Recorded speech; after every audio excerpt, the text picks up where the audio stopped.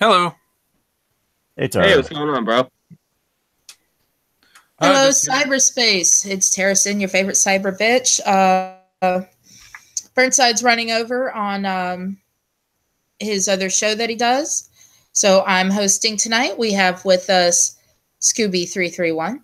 Hey, hey. The next 6 minutes. Tired as fuck, but still okay. And Tyro. greetings, fellow humans. I am human as well, and not wearing a skin of a human. And so I'm actually gonna. I'm trying to do put in a thumbnail. I couldn't do it before doing the stream. I'm hoping it'll let me in video editing while the stream is going on. Because there's this image or this giant statue that has appeared in London. That is Irving Twin.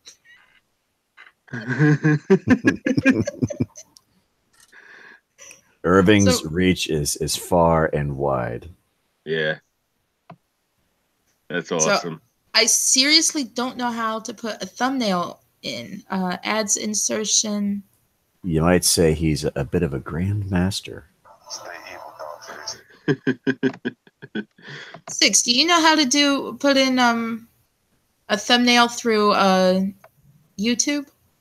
Yeah, you go to your creator studio. I'm there. You go to live streams, and it's kind of finicky on how big the image can be. If it needs to, I can cut it down. Yeah. I typically the dimensions of my thumbnails tend to be 1280 by 720.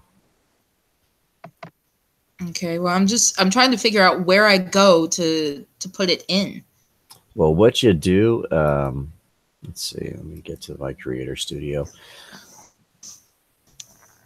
Well, essentially what you click on live streaming. Mm-hmm. I'm on live streaming and I'm at events where I have the live control room right now. Okay, what you want to do is go up to stream now. Up to stream now. And that's where you would put in your thumbnail. Would that be under optional features? Hey, Craft Sparky. What's up, bro? There we go. Change thumbnail. Thank you. What's up, man? What's up? Not a whole hell of a lot, man. Just Are we actually live right now? Yep. Yes, we are. Oh, good times, good times. And you can change the thumbnail manually after the broadcast if you would like. Scooby really wants me to have it done now so that when Irving. Okay. Well, I'd like it when Irving goes to look at the stream. He sees a giant statue of him in London. Yeah. Oh yeah, just to fill you in really quick, Sparky. One of the guys we usually stream with, Irving Twin, is a dead ringer for Jeff Goldblum. So we're having a ball with him because London just put up that gigantic Jeff Goldblum statue. So oh yeah, man. It says thumbnail updated. Your audience will see it in a moment. Awesome. That's so great. I'm looking right now on YouTube to see. And I'll give you the watch link also since you were asking for it, so it all works out. Yeah, that way I can watch the chat. Oh, this is beautiful. You did a show? Yeah. This looks great. Poor Irving. All right, let me bring this up. 1 second. I'm going to just mute myself so I don't echo.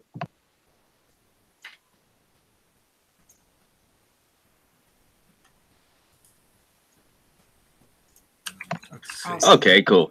I'm grabbing the link now. It's working. All right. Yeah. I'm not seeing the thumbnail yet. My end. Let's see. Well, for some reason, it's saying I'm offline, but I'm live. I know I'm live. Yeah, I can see you. So it's just more of the beauty that is YouTube. Yeah. Yeah, YouTube's kind of a gaggle sometimes, man. Okay, I sent it to you there in the Discord, and there we go.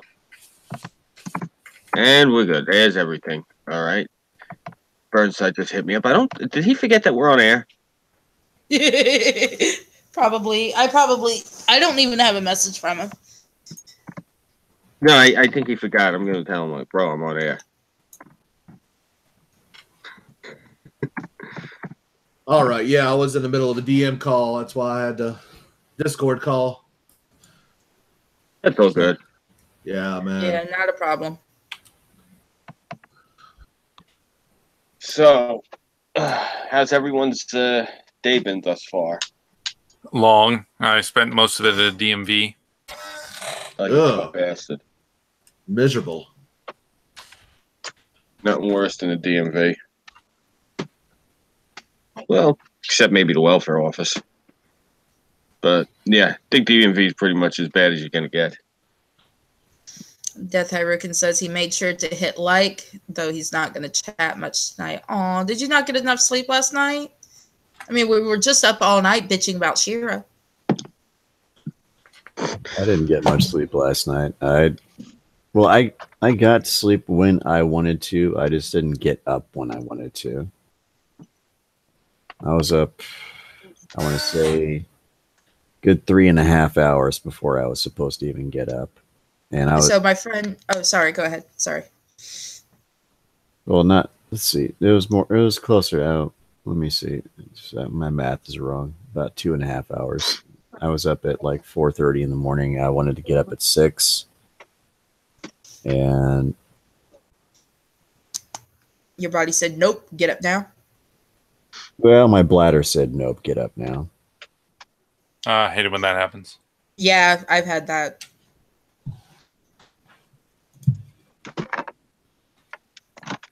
So, Tara, I hear you're a huge fan of the new She-Ra. Like, you absolutely love and adore it. Oh, it could burn in hell with all the SPWs. You're all about that gender non-binary She-Ra and her. Yes, I'm just in love with Hank Venture and drag. Yeah. I actually Go Team Venture. I thought it was Aang. I thought it was Aang with a blonde wig from Avatar. Like that's what the face reminds me of. No, I had a friend. I think it was Zero to Hero. He's coming in a minute. Actually, say that it was Hank Venture in drag. I thought it was Billy Bastion for a split second. And I've been watching Clown TV. They've done like 3 different reviews of this show, and you know, there's a guy in there saying, "Oh, you're just mad because She-Ra doesn't have the big titties that she did in the 80s." No, She-Ra didn't have big titties in the 80s. I got big titties. I got 40 double Ds. Okay, She-Ra had a C cup max. Okay. And what made them look bigger is the outfit she transforms into is a corset with a skirt. Yeah, it was the push-up bra style corset too. Yeah, and strapless. And, you know, they're like, oh, well, you know, get rid of the boots. You know, that's really dangerous. Actually, I know a lot of women in the SCA that can walk around in heel boots and wield a sword better than a man in flats. Yeah, my wife actually has such high arches that it's more comfortable for her to wear heels than flats. Huh. Fascinating. Yeah, which is good because she's short as hell. Yeah, she's like me. She does it to, you know, get a leg up. Yeah, it's funny too. I feel bad for her because she doesn't speak a lick of Spanish, and she looks so Spanish. Everyone comes up to her and starts talking to her, and Hola, ¿qué tal? yeah, and she'll look at them, and so like people think she's hard of hearing, so they'll start saying it to her louder. Hola, ¿qué tal?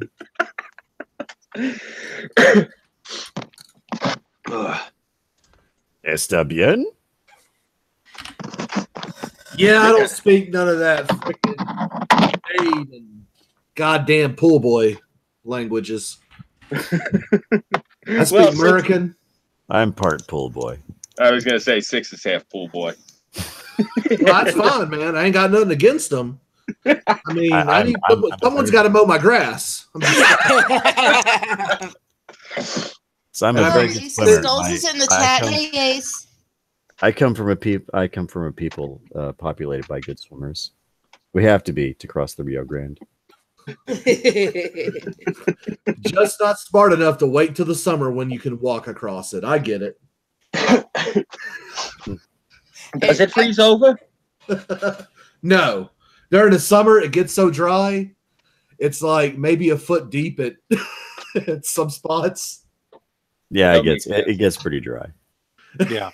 I want to say thank you to Ace of Skulls for being one of the supporters on Twitter when I'm getting bashed by all these other people. Who are you getting bashed by? There's these people trying to say that, like on YouTube, they're saying I don't know what a woman's body, how it works, even though I'm a fucking woman. Yo, wow. Well, no, you're not. You are a white male pretending to be a woman. Remember what Alexa DeCamp said. Anyone who says, "But I'm a woman," or I'm black," or "I'm a minority." No, you're white, and you are just pretending to as a troll. You don't exist. Any woman or minority who disagrees with them does not exist. Oh, so my Native American blood doesn't exist either. Got it. Yeah, right. That's what the left does. Yeah, they negate your existence. You are an unperson. I figured it was that bunch that were still convinced you were that one chick that you're not. Yeah, no, it's not them. There's people. Let's see. They're saying that feminine and traditional feminine and masculine roles are outdated. So, I had commented saying, if they want to make, She-Ra a member of the itty bitty titty committee, fine, do it. But don't try and say it's because, she's fit and blah, blah, blah. Just flat out say she's flat chested. No, What they're actually doing is they're playing up to the pedos with the Lolita type shit. That's all it is, man. Oh, maybe. And it's also. Then there. Well, have you seen the creator, the showrunner? Have you seen what she looks like? She doesn't. My joke is that she doesn't know how to draw boobs because she doesn't have any. Yeah, and she likes women without them. Yeah, because the showrunner is a tomboy lesbian, so she's making She-Ra a tomboy lesbian. That's just projecting. That's all it is. Yeah. Yeah. The She-Ra cartoon, like I've talked about the pipeline of like how. The SJWs start out amateur and how they infiltrate the professional ranks with the help of others. And actually, the She-Ra showrunner, Stevenson, highlights the pipeline perfectly because you have because she starts out with a webcomic, wins awards, then she gets a book that comes out, Lumberjanes, which is a professional comic. So she leverages her webcomic, wins award and notoriety for, oh, look, she's a lesbian with diversity stuff. So she gets hired by a professional comic company to do Lumberjanes, which is, oh, look, diversity, lesbianism, woo. And then she's able to leverage that after winning awards for that. And, of course, these awards are not for merit. They are for the fact that she's a lesbian. So let's throw awards at her because, oh, my God, we're so diverse. Look at our virtue signaling. And she leverages that into she leverages that into this show pitch for She-Ra, which now she has a direct pipeline into your kid's living room, so she can brainwash them into liking the art that she likes as opposed to good art. And also you look at her connections. She's friends with Ryan North, the writer of Unbeatable Squirrel Girl, who also does the webcomic Dinosaur Comics. He's a progressive type, so he's one of their. That's how she got into the pros. There was working with him. You look at who she was able to outreach to get in She-Ra. We're not sure yet, but she was also her I think girlfriend or wife. I'm not sure which. Is Molly Osterteg, something like that, but. Her wife does a graphic novel called The Witch Boy, which is published by Scholastic. She also is another one of those webcomic types, another lesbian, publishes a webcomic called Strong Female Character or something, which has obvious progressive themes to it. I mean, the main character actually goes to an Antifa protest and is holding the sign and being like, down with capitalism. That's the main character, of the thing. And she's a super. And I think she's also the artist of Glimmer. Huh? I think she also drew Glimmer for this Craptastic series. Quite possible. I would not be surprised. But she published but through that, she got the connections and won awards. Again, awards play a big role in how they they virtue signal who to bump up the chain, basically. Then Scholastic publishes a book called The Witch Boy, which is about a boy. Like, it's about gender separation metaphor, where like all boys must be shapeshifters, all women must be witches, and the main character is a boy who wants to be a witch. And there's a non-binary character in there who's the friend, possible love interest. So you're not sure whether this boy is gay or not, because it's like, well, whatever. It's a way to slip like, hey, look, LGBT, transitioning, blah, blah, blah. And Scholastic publishes this and sends that out to schools, like prints like 1 million copies. So you get teachers now can foist it upon kids. And then through that, now she can use her connections then to help her wife and so on. So it just shows it straight up. This is how an average SJW spouting nonsense on Tumblr can emerge to directly influence the art that your child consumes, from A to Z. And the framework is there, and it causes it again and again and again, and it's just going to keep pumping that out. This is how they're going to bring the Tumblr nonsensical idiocy to the masses. And they're going to do it whether you like it or not. Man, I don't know what you just said there, kid, but man, you touched me. I get it, but I do see in the chat my hetero life mate Fluffy, my producer from my show. How you doing, Fluffy? Hello, Fluffy. And I also see that we have someone in the most patriotic Jason Voorhees I've ever seen ever. Oh my god! Oh, that's Captain Pillsbury. That's funny. Captain Pillsbury. Well, he's giving me freedom wood right now just looking at that mask. No, it's Sparky. It's me. It's Scooby. Oh, okay. Fair. Yeah, because of my proximity to how close I live to BAM, Antifa, and Black Lives Matter, I got to hide my identity on there because they'll come to my house and kill me because they're animals. Yeah. Well, that's kind of interesting because I'm actually in talks with the Bronx blogger. I'm going to try to bring him onto my show one night. Oh, God, you have to get Scooby on there. Yeah, you really do. I'm not going to set the man up. I wouldn't mind it. But I would rather do it with his permission because then have him yourself because, bro, trust me, you don't want me and him on there. If you really want to try to have a dialogue with him, it'll go ugly quick. Well, I'm all about that dialogue. I really try to stay away from drama, even though sometimes drama finds me. But I did. I know that feeling. I did. Here, let me turn on a light here where I show you something you'd probably appreciate there, Scoot. Okay. I did a limited edition T-shirt on Teespring. Didn't do so well, but I got mine in today. And let me. Alrighty.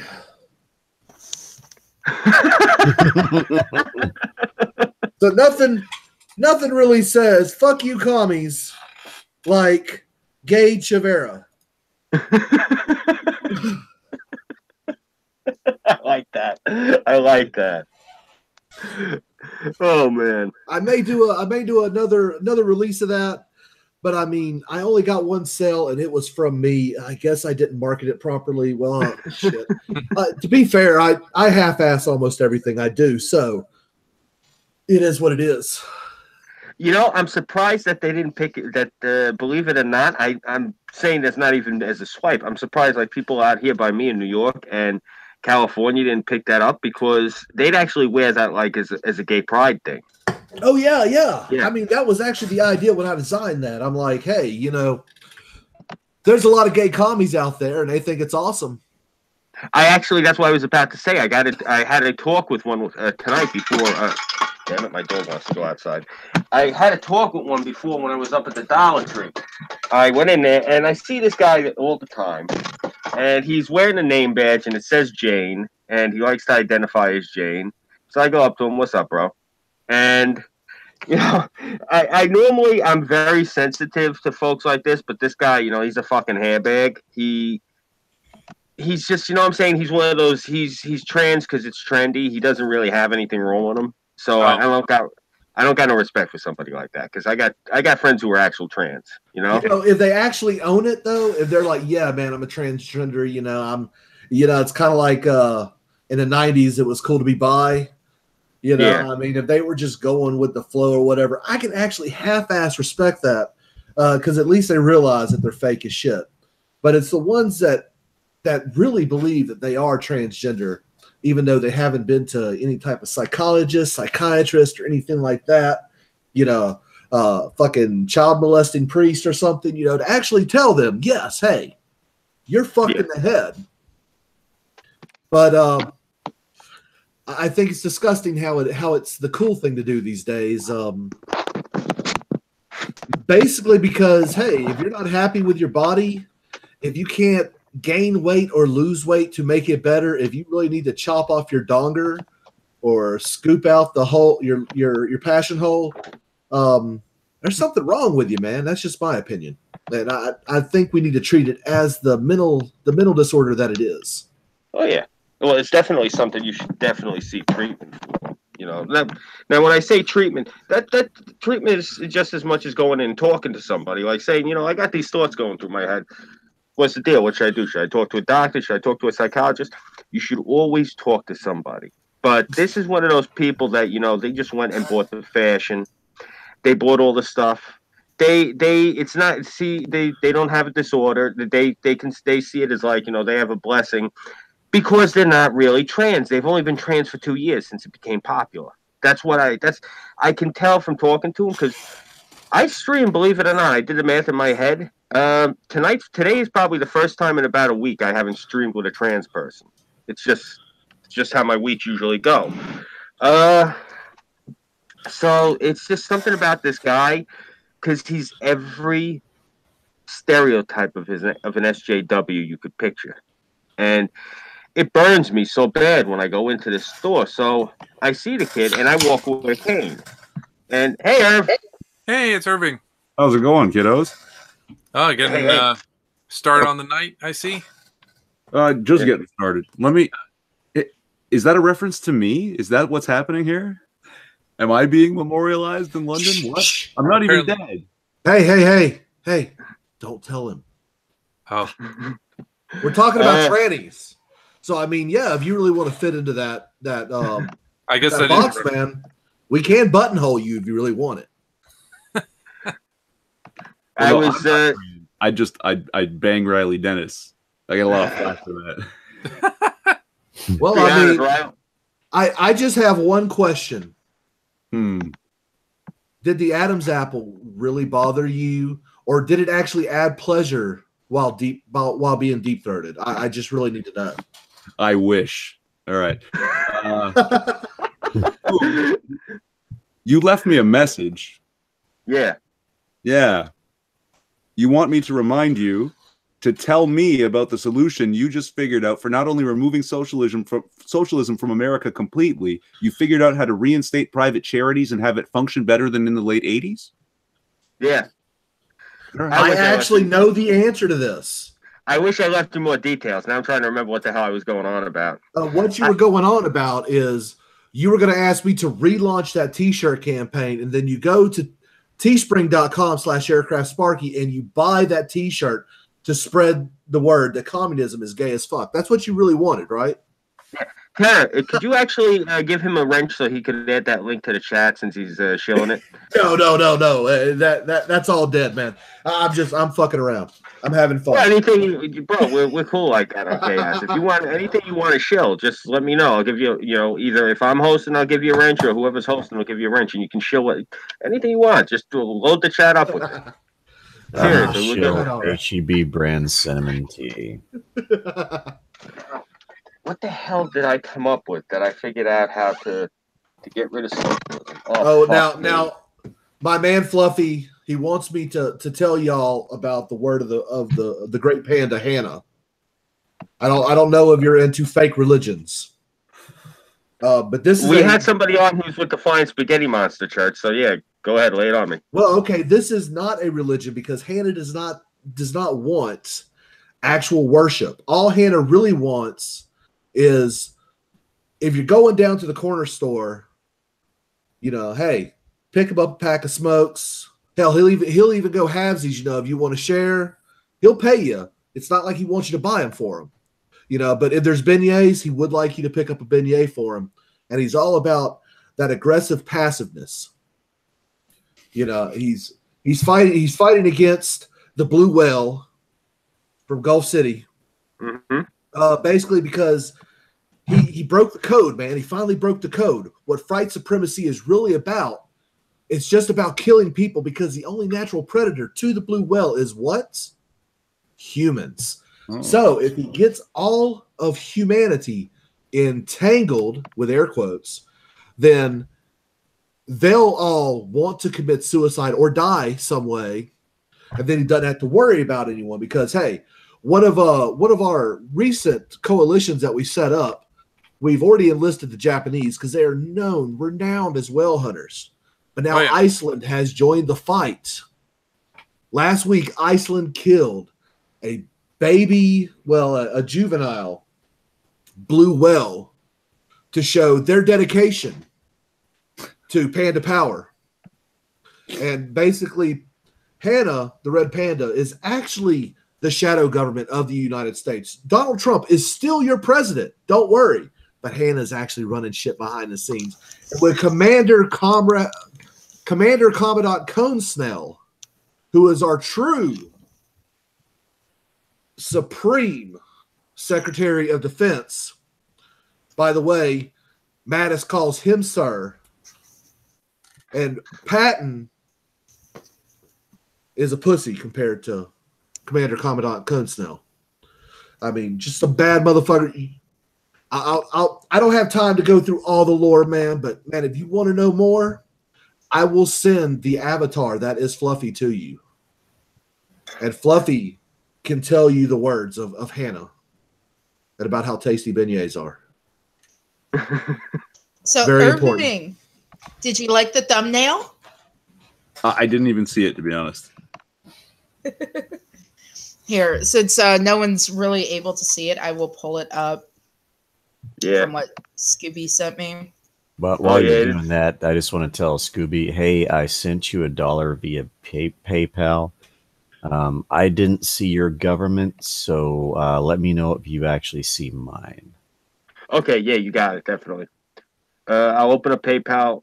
Probably not during the stream. I don't want to crash, but I'll open up PayPal probably after the stream. I'll check it out. I'll let you know. All right. Are you on a potato?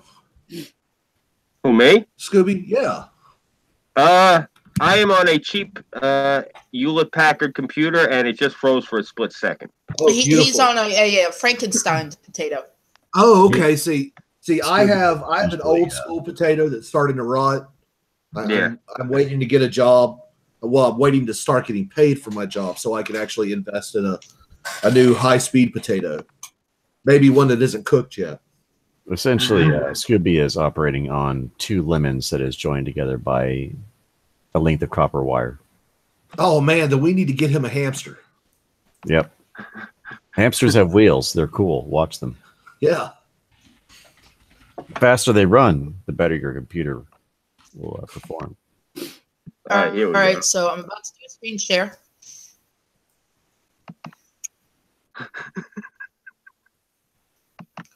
Irving, you are going to absolutely love this. Yes, it's going to make your day complete. You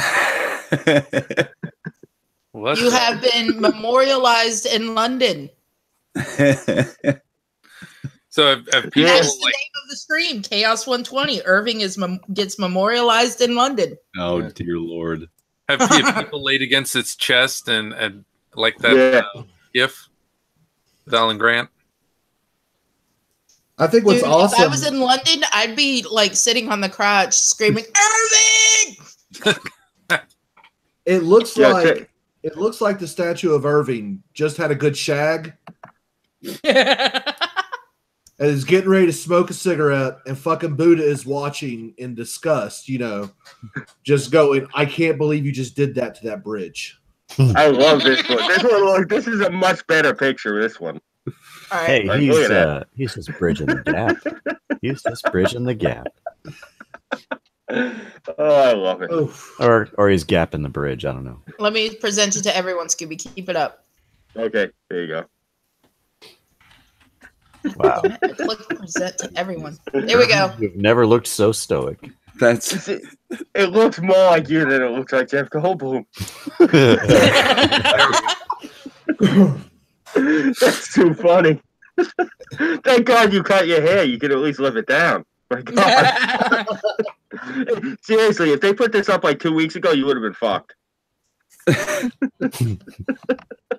That's great. Only missing the tattoo. So, how long is it up for? I didn't even bother looking. Until the Viagra wears that. Now, is the actual Jeff Goldblum going to pose with it? Because I'd want to see that. That would be awesome. That would definitely be awesome. I'd pay money to see that. Let's see. I mean, there's Jeff Goldblum. I'm even wearing the shirt right now too. Yep. That's too funny. Oh man. Okay, I've had enough fun with that. Who would like some chaos news? Definitely. Yes. Well, yeah, As long as it's not a Florida woman. It's not a Florida woman. Yay! It is a Florida man, but it's not a Florida woman. Oh man, are y'all taking my shtick? God damn it! Real quick, my brother says we need a guy in a T-Rex costume sitting on the lap.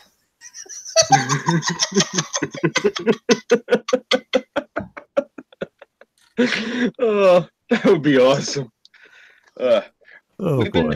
doing the Florida man thing for a while now, specifically because Six he's got the voice for news. You trust me, you're gonna enjoy this. Awesome. I'm looking forward to it, man. Clearwater man charged with using forklift to pin his girlfriend against a bus. Yeah. As somebody who is actually certified to drive a forklift, I know how heavy those fucking things are. So, damn. Anyway, a 67-year-old man is accused of using a forklift to pin his girlfriend against a bus, according to Clearwater police. Colin Lee Showard faces a charge of aggravated battery in connection with the Sunday night incident, which took place along the 2100 block of Calumet Street. Police said Showard was arguing with a woman who was trying to leave. Showard then got into a forklift, the Rest report said, and used it to pin his girlfriend, who was in his car, against a bus. The woman suffered a back injury, police said. Showard admitted to the offense, according to police, saying he committed the act because he didn't want the woman to leave. Well, that's one way to do it. That clears it all up. Look, you tell a bitch to sit still. She don't listen. Sometimes you got to hem her up, man. I mean, that's just how it goes. I drive a forklift. I know how heavy those fucking things are. And it's like... Oh, yeah. Yeah, Falcon Millennial says, I'm certified too, and it doesn't stop fast. No, it does not. No, it does not. And it's got a lot of power. It's a very powerful vehicle. Well, see, that's a cool story and all, but hey, I got a good Florida man story for you. Oh, God. These men were promised anonymous sex. They wound up on a porn site instead. These men thought they were going to a South Miami-Dade house for a casual and clandestine tryst with a bored housewife. Once there, the men agreed to be blindfolded and for sex acts to be performed on them. What the victim didn't know, federal agent says, it was the supposed housewife was a cross-dressing man named Byron Demonaire. And he was uploading the video to a porn site and charging users to view them. Sorry. Federal agents late Tuesday night arrested Demonaire, age 33, of Homestead, and charged him with 5 charges of related of operation of, air quotes, straight boys, which promised gay men videos of real straight men being conned into accepting sex acts while blindfolded or wearing blacked out goggles. Investigators believe Demonaire ran the site for at least 4 years. It featured at least 600 videos. Although the website is no longer in operation, many of the videos are still viewable on other adult websites. Agents are still trying to figure out how many people depicted on the site may be victims, never knowing their rendezvous were being recorded and uploaded to the web. God damn, Florida man. Yeah. That's why it's the best state in the union. Fuck y'all. Best state in the union. Yeah. Well, you know, Fuck you all. it is America's wing. Yeah. And you know why Key West is the gayest island in America? Mm-hmm. Because it is the first little bit of pre-cum coming out of said cock. Oh, fuck off. I Oh boy. I just That's calls great. it like I see. So I can well, you're hear fucking blind. I can hear Two Live Crew in the back of my head. You know, it's funny. I was down in Miami. Yeah. It's such a beautiful city. It really is. It's so colorful. It's like a box of Crayola with windows.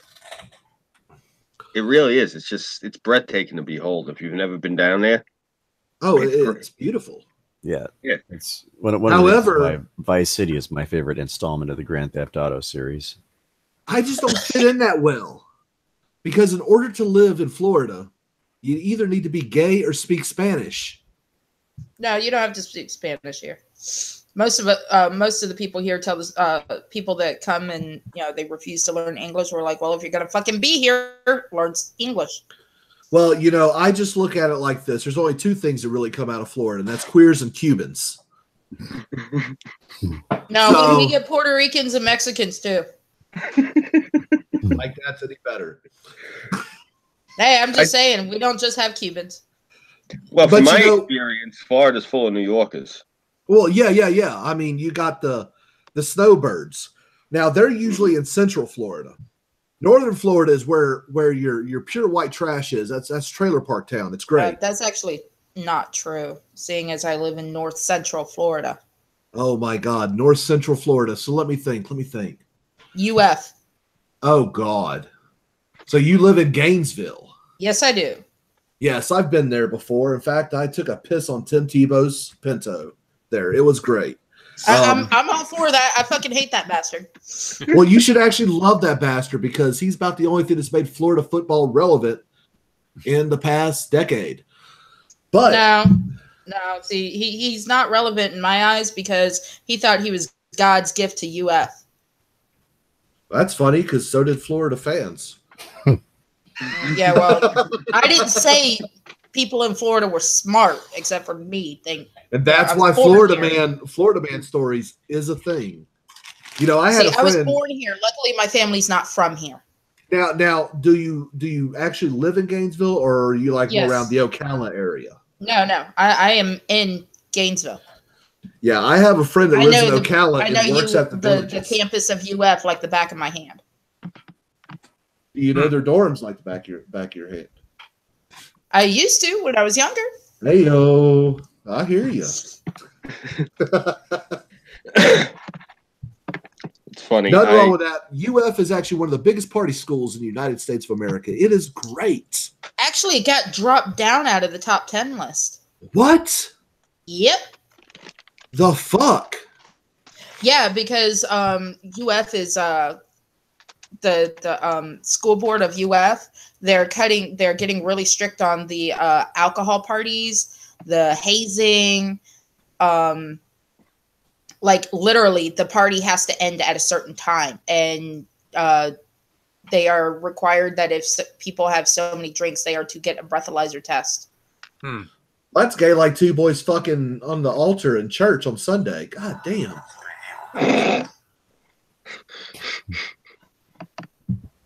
Well, speaking of parties, we have this rather interesting Texas woman story. And I get no pleasure reading this, but here Stop it is. whining. Yeah, you do. Okay, it is rather funny, but it's really sad, tragic, and it's weird. Okay, an unhinged Texas booze hound allegedly chomped off and swallowed a woman's nose because she was infuriated when she was asked to leave an after party, according to a report. All I can remember is the taste of blood in my mouth. The victim, Tatiana, told the ABC affiliate KRT, I was screaming like, I don't have a nose. I'm 28 years old and I don't have a nose anymore. Jessica Collins, 41 of Conroe, fucking Conroe, who is shown in a mugshot with a blood on her chin, was guzzling drinks at a bar with Tatiana and mutual friends on Thursday night, according to the StarTelegram.com. Afterwards, the women went to Tatiana's home near Houston, where Collins demanded more booze and cigarettes, the station reported. Classy. But when Tatiana refused to pour her another drink and asked her to leave, Collins flipped out. She allegedly pounced on Tatiana, pulled her to the floor by her hair, and severed her schnoz with her teeth. Jesus Christ. It's fucking sexy. Quote, I didn't have time to react to push her away. I think I was trying to fight back, but I couldn't, said Tatiana. She passed out from the pain and didn't realize her nose was gone until she awoke later in an ambulance. Collins had eaten it during the brawl, according to the station. Tatiana now needs urgent plastic surgery, but doesn't have the health insurance, she said. Collins was charged with assault, causing bodily injury, and released from jail on a $1,000 bond Monday. So, adding to the scoreboard, if you run over and kill a woman in the middle of the night in a drunken stupor, $7,000. If you bite a woman's nose off, $1,000. And released on jail and bond. Yes. God bless Texas. Oh, the $7,000 thing was from Florida. Oh. Well, this is what happens when you have blue leadership. Well, okay, it's well, in Texas there's no such thing as blue leadership. That does not exist even in Dallas. Austin is all blue. Austin is like the redheaded stepchild. Yeah, it's the bruise on the apple is the way we like to say. Yeah, in fact, it's the pimple on the ass of Texas. Yes. Isn't it your capital, guys? Yes. Austin's always been liberal for some reason. Like in the 60s and 70s, it was hippie town. Now it's hipster town, which is a lot worse. It's a college town. I mean, that's the way it is. I live in Norman, Oklahoma. It's a college town. Yeah. Well, Oklahoma is one of the reddest states in the fucking union. Oh my God, is it red? I lived there in 07. Yeah. Well, I mean, College Station is college town, but it's not super liberal. But it's an ag school. Yeah. Real jobs get learned there. It's not some fucking artsy fartsy.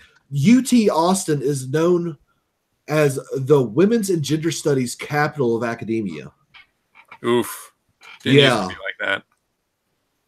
I mean, they really had to become the experts in something that stupid because, let's face it, your football team is kind of retarded. Hey. Boomer Sooners, horns down. Wreck 'em Tech. Wait, are you an Ohio fan? No, I am an OU graduate. Oh, okay. Well, fuck you, hook 'em horns. Anyway, no, I literally like people wonder. I did hook 'em horns when I was like 2 or something like that. Is when I learned to do it. So I know. Yeah, UT's not what it used to be. It's no.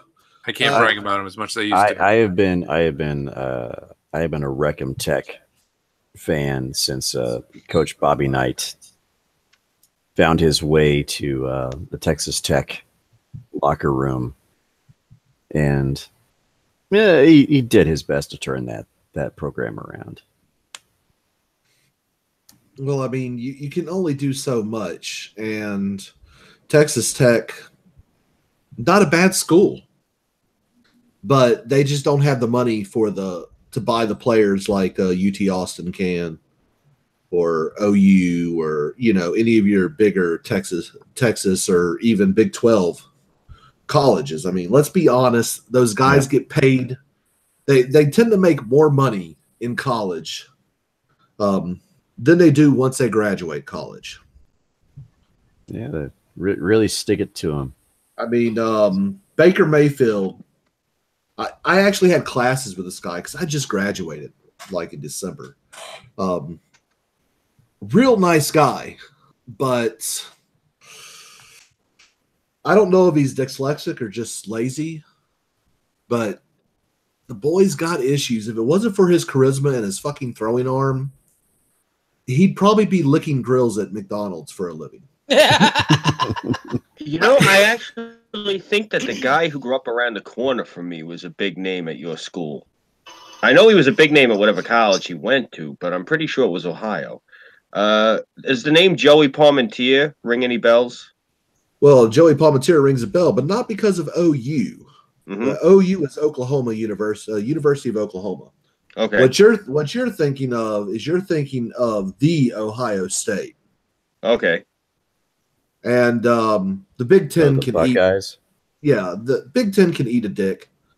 Honestly, I'm not even a Big 12 fan. I actually grew up an SEC fan because I'm from the great state of Mississippi. You know, the only state in the union that's either backwards enough or still racist enough to fly the Confederate battle flag in their state flag. And goddamn, I'm proud of them. Not because of the racism, but just because they had the balls and they're just like, fuck you, we ain't changing shit. In fact, they had a statewide election. They had a referendum on the ballot. And they were like, hey, do y'all want to change the state flag? Record number of African Americans came out and voted to say, keep it, motherfucker. Because it's part of our heritage. It may not be pretty, but God damn it, it's our history. And I'm like, bravo. Don't let the SJWs win. Well, you got to remember a lot of what they teach you is, you know, that concocted history. They teach you that the war was about, you know, slavery. What most of the Civil War was about was a bunch of Yankees showed up. You know, that's basically what it was. Bar none, the Yankees showed up. Honestly, no. What actually started it, and I'm a history teacher, by the way. Oh, beautiful. Okay, good. Awesome. Good. Here we go. Yeah, what actually started the Civil War was there was an argument between the northern and the southern states. Mm-hmm. The northern states said, hey, all of these slave owners are getting it light because they don't have to pay their workers. And now, I'm not going to sit here and talk about how great slavery was because, I mean, come on, it's fucking bullshit. It's disgusting, right? Mm-hmm. But you're talking about the 27% tax increase that they were going to do, bringing the South's total up to 47%. Yes, it was those tariffs that were being added on is actually what caused the Civil War. Yeah. They didn't even bother with talking about freeing the slaves until Abraham Lincoln drafted the Emancipation Proclamation following General Lee's invasion into the North, when the North was actually losing the fight because Lee was invading the North. Mm-hmm. That is when he came up with the idea of the Emancipation Proclamation. And Lincoln himself was an abolitionist, but it wasn't politically expedient. It wasn't in the cards when he was elected. He promised not to mess with slavery at all, but he saw this chance. Hey, we can get these Negroes to fight for us if we promise them freedom. And so he drafted the Emancipation Proclamation, which only freed slaves in rebel states. Right. Any state that was still, or any like county that was still loyal to the Union, were allowed to keep their slaves. And do you want to know why? Lay it on me. Abraham Lincoln's in-laws were slavers in Kentucky. The Todds, right? Yes. Mm-hmm. But by that time, hadn't most of the northern states gone ahead and abolished slavery anyway? No. All the states north of the Mason-Dixon cutoff line, you still had Kentucky, Maryland, I think what later became West Virginia. That whole area still had slavery and was loyal to the North. In fact, in Virginia, there's a town called Portsmouth where the oldest U.S. naval yard exists. It was under Union control, and they used slaves to build those ironclad ships, and that's where they were built. Was it Nebraska? Was that the one, the Nebraska Compromise? I apologize if I'm misspeaking. The one where that's basically what was one of the sparks of the Civil War, along with everything with John Brown and all that. The events leading up to it, the road to Civil War, as it were. Well, the Nebraska, I can't remember the exact name of that act, but I know what you're talking about. Where anything north of the Mason-Dixon line, new territories could not have slavery. Yeah. And then you had the Bleeding Kansas movement, Right. Which actually John Brown killed more people in Maryland than anywhere else.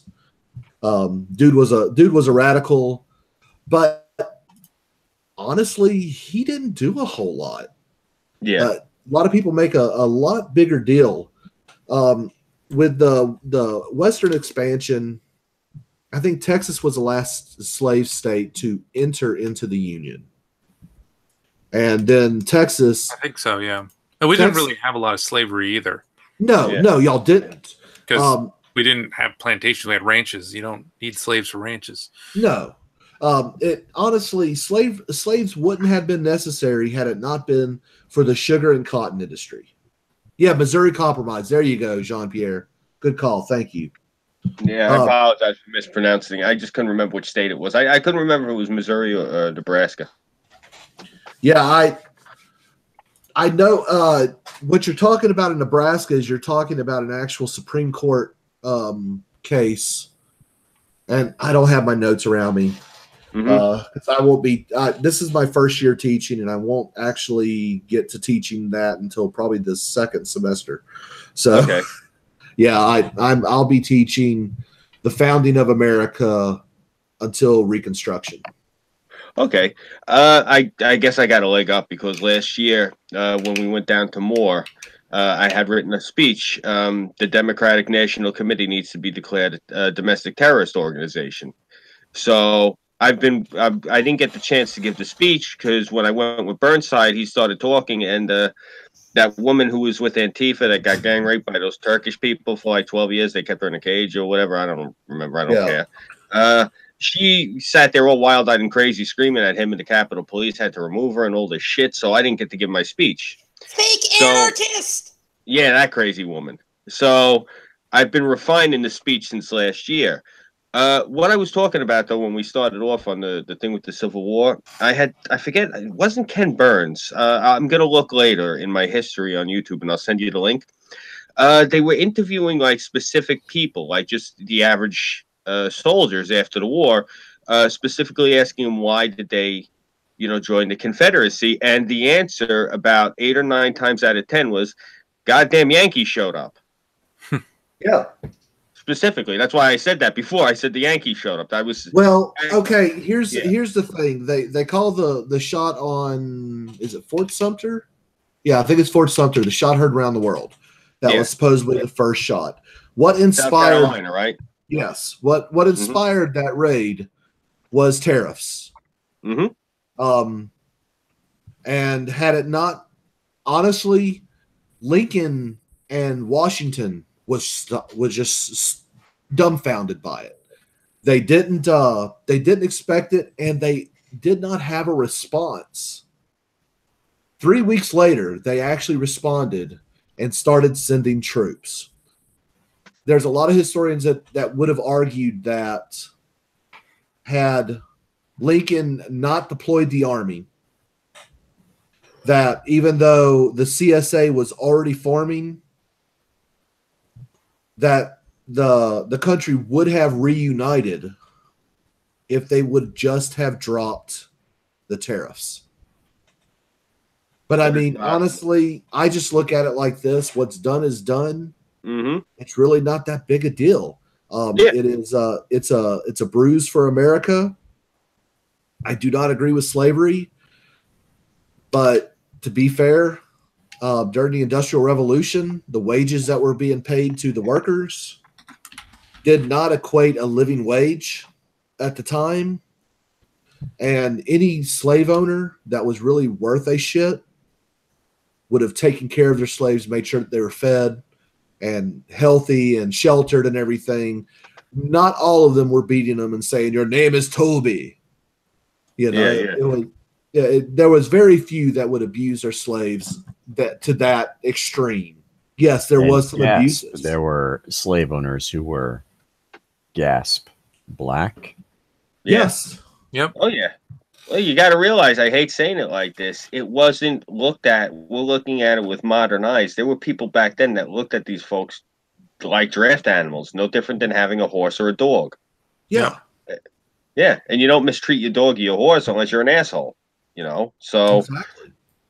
you know, you think about it, you look at a lot of pet parents and a lot of people who own horses, they tend to treat their animals better than they treat their own children at some point. So, as far as like comfort and like keeping them healthy, I don't think that they was showering the slaves with gifts. So let's not misrepresent what I'm saying, but you know what I mean.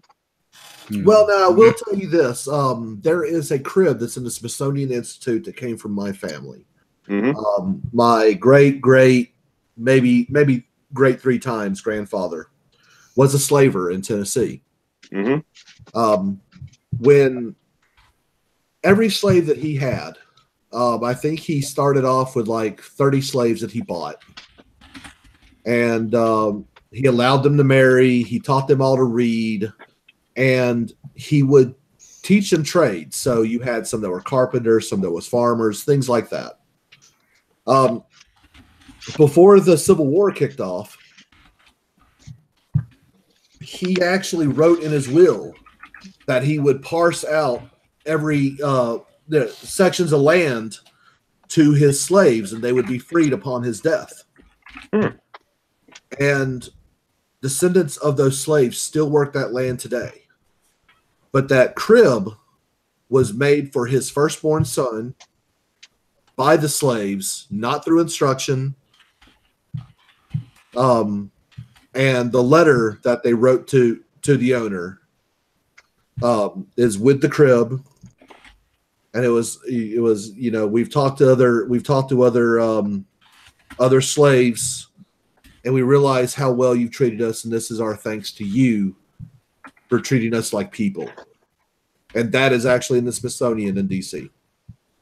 That's really cool. I'm actually really glad you brought that up, because you just took a very large iron wrecking ball and hurled it through the glass that is the narrative that they've been pushing for a while.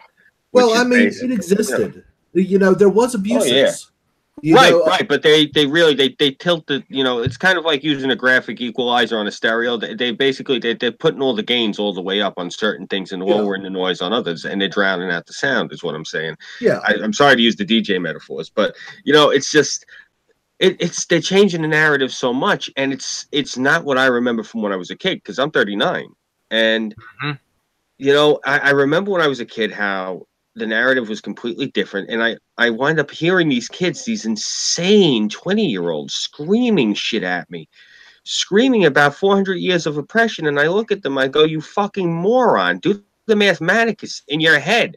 When was this country founded where you're coming up with 400 years? I hate that they come up with that magical number. It drives me nuts. They're sometimes trying to also refer to excuse me, some of the slavery that was going on in Europe before it came over to America. Yeah, and you've also got to think, I mean, we declared independence in 1776, but in North America, you had colonies starting in the 1500s. I think wasn't New England the first the first colony in Plymouth? That was 1622, correct?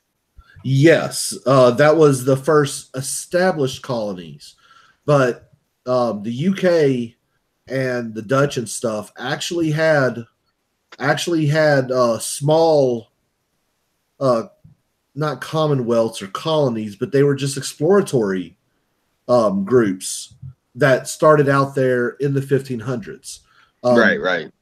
1492, the reason why we teach people about the whole Columbus sailed the ocean blue in 1492, yada, yada, yada, is because what that date signifies is the Spanish Reconquista of the Iberian Peninsula, pushing the Moors out of Europe. Yep. And that is when the French also developed the croissant, which is just a pastry a pastry in the shape of a moon to celebrate the defeat of the Moors. But it's so tasty.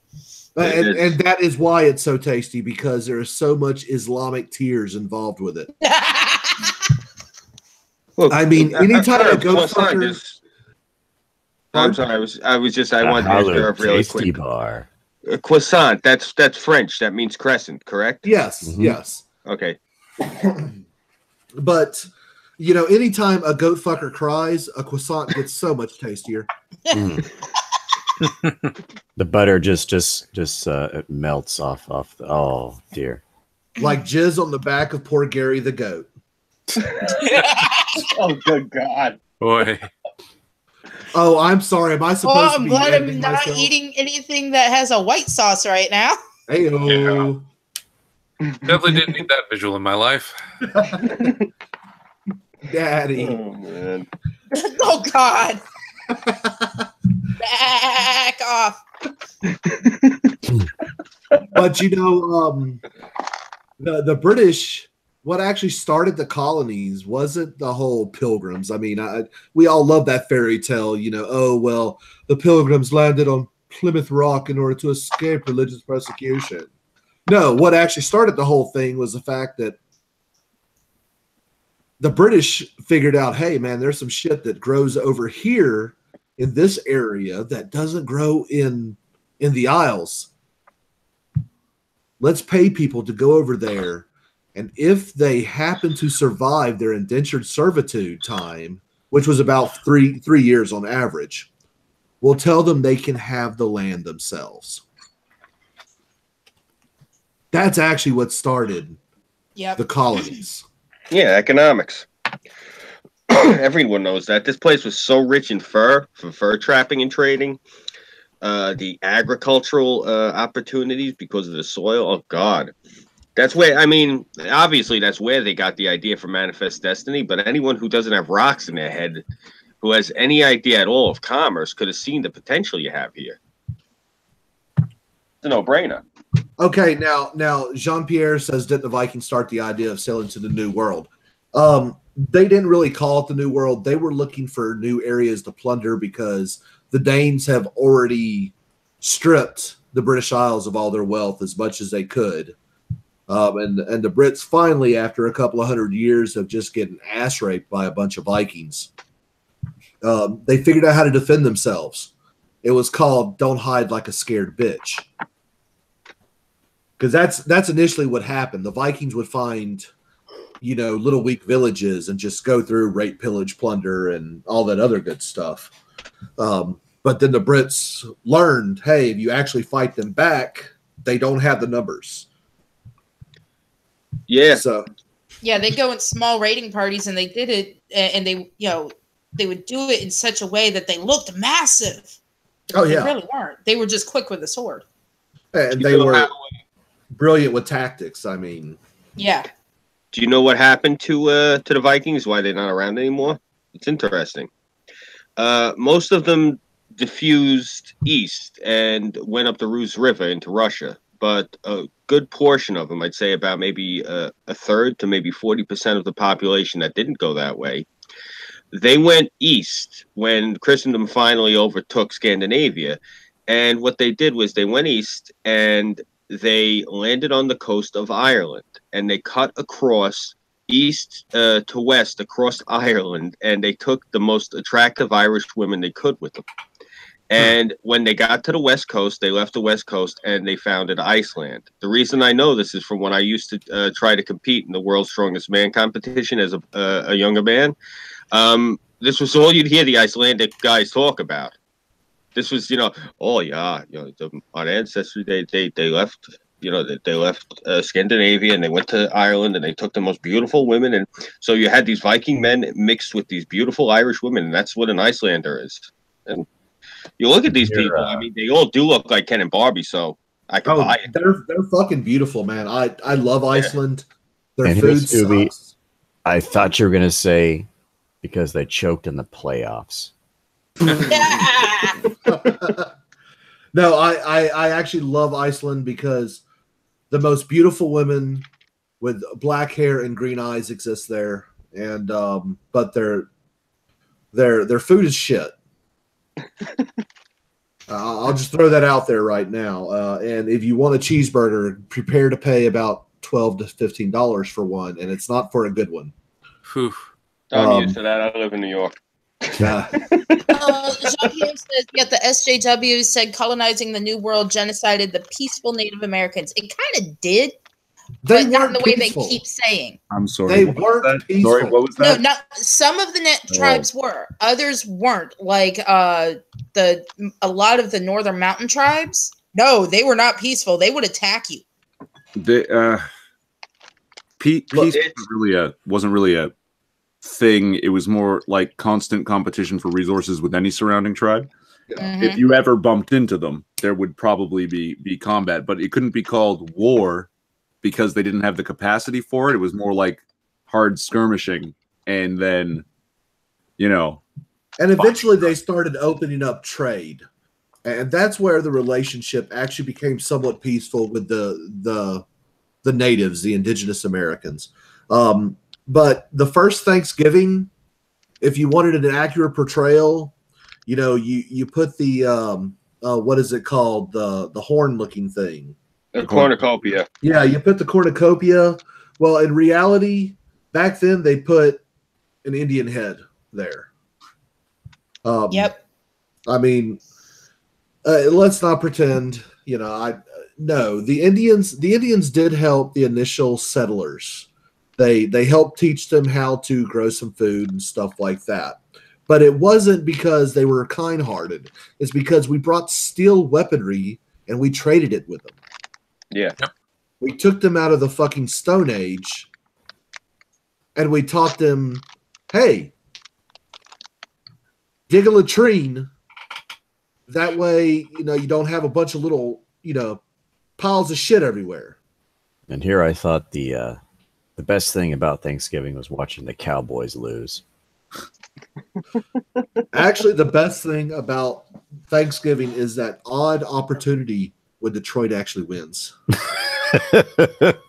Yeah. You know it's going to be a good year when the team that sucks more than the Cleveland Browns actually gets a W on Thanksgiving. True. You know what's fucked up? Until I finally seen the Lions win, I thought that they were the NFL's version of the Washington Generals. I want to say that when it came to the Native Americans helping the Pilgrims, the Native Americans really didn't want them there. No. They actually arrived in winter, and they were like, oh, there's these weird white-looking us things here. I don't want this here. Let's let them see if they die. And they actually survived that first winter. And they're like, okay, well, let's see if we can get those boomsticks from them. And maybe they'll leave after that. And yeah, that didn't work either. Look, I like to say this, and people hate it when I say it, but the best thing that's happened to any one group in the world has been colonization. I mean, Africa is a shithole. But imagine what a shithole it would have been today had it not been for colonization.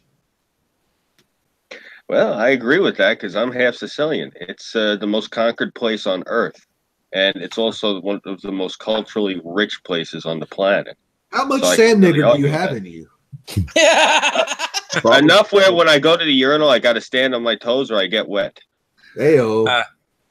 Yeah, see, I'm part sand nigger myself. That's why I can say that. Mm-hmm. Can't say just the N-word, but if I throw a sand in front of it, we're good. YouTube will not demonetize you for that. They'll be like, oh, he's on the registry. He's a fellow sand nigger. I get to say that I'm half wet back. I don't know if it's my upper back or it's my lower back. I don't know which. Are you a mechanic, though? I have some mechanical tendencies. So would you call yourself a spicanic? Yeah. Because, I mean, if you're part spic and you're part mechanic, couldn't you just be a spicanic? I'm more of a spicardist. Six. You sure you're not spic autist? I know you did that genetics thing, and it's not as high percentile, but bro, you look more Native American than anything. Yeah, you do. If you were darker, seriously, Yeah. you look more Native than anything. Hell, I always said that. Like when I let my sister's like, she's like, is your friend? She's looking at you. She's like, is he Native American? I said, how the fuck did you know that? She's like, he looks it. Like, okay. Yeah. Well, I'm like 0.4% Jewish, and that's only because I got circumcised. Oh my God, 6 is 0.4% Jewish. Yeah. I tell him it's only because it's one of his testicles. It's the most kosher testicle. It is. Does it have the little beard, little beard hangy thing? No, Does it wear a but, yarmulke or anything? But when I'm working out, it sweats the kosher salt. And that's where the most kosher pee is stored. That's what I use to tickle my onions. No, I'm just kidding. Oh, Good God. Lord. That went to a dark place. God. A dark culinary place. Oh, so there I was, naked and knee deep in coleslaw. God damn it. That's Now, a if you heritage thing. When I That you tell should people put on a T-shirt. that I'm Native American, they're like, "No, you're not. You're white." I'm like, Yeah. like Some people one look at eighth more than Native others. American. You can actually tell. One, I don't burn. Two, I have the high cheekbones, the straight as fuck hair that does not curl. Trust me, I tried several perms when I was a child. My hair curls like a motherfucker when it gets long enough. Okay. Well, that's because you're part wetback. Now, Tara, I don't know you that well, but I want to ask you a really inappropriate question right now. It is the ultimate engine test. Oh, okay. Will you submit to it? We'll see. What's the question? Are your nipples pink? No. Then you're definitely engine. Mazel tov. Awesome. If you're a white girl and you have the brown nipples, okay, there's a little ethnicity in you. If your shit's pink, no, you are part of the translucent white delegation. It's okay. It's okay to be white. Take it from someone who's 75% white. I'm okay with that. I don't even know what percentile I am. I really don't know. I just know that I'm a quarter sand nigger, and that's really enough. I can't grow a beard. Well, that could just make you a pussy. I also have very fine hair on my arms and legs. I mean, you can kind of see it on my arms because it's thicker than it is on my legs. And I only shave my legs maybe once every 6 months to a year. Well, that just means you're not Italian. Eye ties and red dot Indians are hairy AF. That's why I always differentiated myself as Sicilian from Italian, because those folks, I will agree, oh my God, they are shaggy. There's so many of them in my neighborhood. I mean, they got the whole permanent rug going on. Yeah. Like, I went in and I when I used to deliver auto parts, I walk into this joint and this guy's sitting there, and it was during the heat wave and the air conditioner was broken, and he had no shirt on because the air conditioner is broken. And I look at him, I go, it must suck to have a permanent sweater. I said, why don't you go into the bathroom and take the clippers to yourself? He got all fucking bent with me, but he looked like he was wearing a turtleneck. See, I don't got that. I'm not fuzzy like that at all. If you take your shirt off and you look like you're wearing a sweater, you might be Italian. Yeah, seriously. Or Russian. I mean, what about Greeks? I think Greeks also too, right? Yeah, but I think you got to be gay. I think that's part of it. That reminds me of a good joke. How can you I don't know. We should ask Weebo's Greek dick. Yeah. How can you tell when a Greek guy is a gentleman? When's that? He takes a young lady out at least 3 times before he propositions her younger brother. Heyo. I told that one to Ajax in DC. He looked at me like he wanted to rip my arm off. No, he's got a great sense of humor. He does. He really does. Jean-Pierre, which Picard are you talking about? The Star Trek Picard? look at the Says, chat. wait, 6, are you related to Picard? I do. No, this kid's educated. He's probably talking about the historical Picard. I'm not even going to apologize for this because Jean-Luc Picard is historical. I mean, he is the man. Oh, Make yeah. it so. I mean, he didn't nail all them alien bitches, you know, like my man Willie Shat did. Mm-hmm. But I mean, he brought a refinement to the Star Trek genre. He nailed all the bitches with diplomacy. He definitely nailed Counselor Troy, and I don't blame him. I'd have bent that Greek bitch over, parted the fucking brown. He also sea and nailed went to town. Beverly Crusher. Yeah. Yeah. In the final episode, it shows that, you know, they got married. Yeah. Star Trek Picard. He has actually brought it down. All right. I like Deep Patrick Space Stewart. Nine, but I got a bias for that one. If you ever seen the pilot episode of Deep Space Nine, there's a beach that Captain Benjamin Sisko was on with his wife. And it's Gilgo Beach. And Gilgo Beach is in the town of Babylon, New York. And I worked there for about, I want to say maybe 8 years. So that's my claim to fame. Right on. Yeah, Now, seriously. your claim to fame is meeting Hilary Swank and almost getting raped by Amy Schumer. There's that too. I'll be honest with you. The thing with oh my God, the sexual tension with Hilary Swank. Hey, I'll tell you shit. this. I would fuck Amy Schumer. I told her I got a wife, and unfortunately, I didn't have my ring on. And like, I went to leave, and she did one of these, and she like held my hand up, like, "Where's your ring?" And I'm looking at her like, "Okay, yeah." I would have fucked her. I would have called my wife, asked for permission. I would have fucked her just to find out, is it really that disgusting down there? I probably wouldn't have actually completed the deed, but as much as she talks about her roast beef, I would really want to, you know, go to Arby's and see if it was legit. Ew. I'll be honest. I would never cheat on my wife, but 2, the more important thing, if I wasn't married, I didn't know who she was.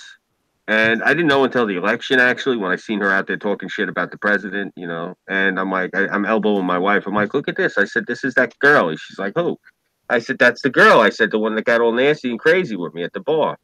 And so she said, oh.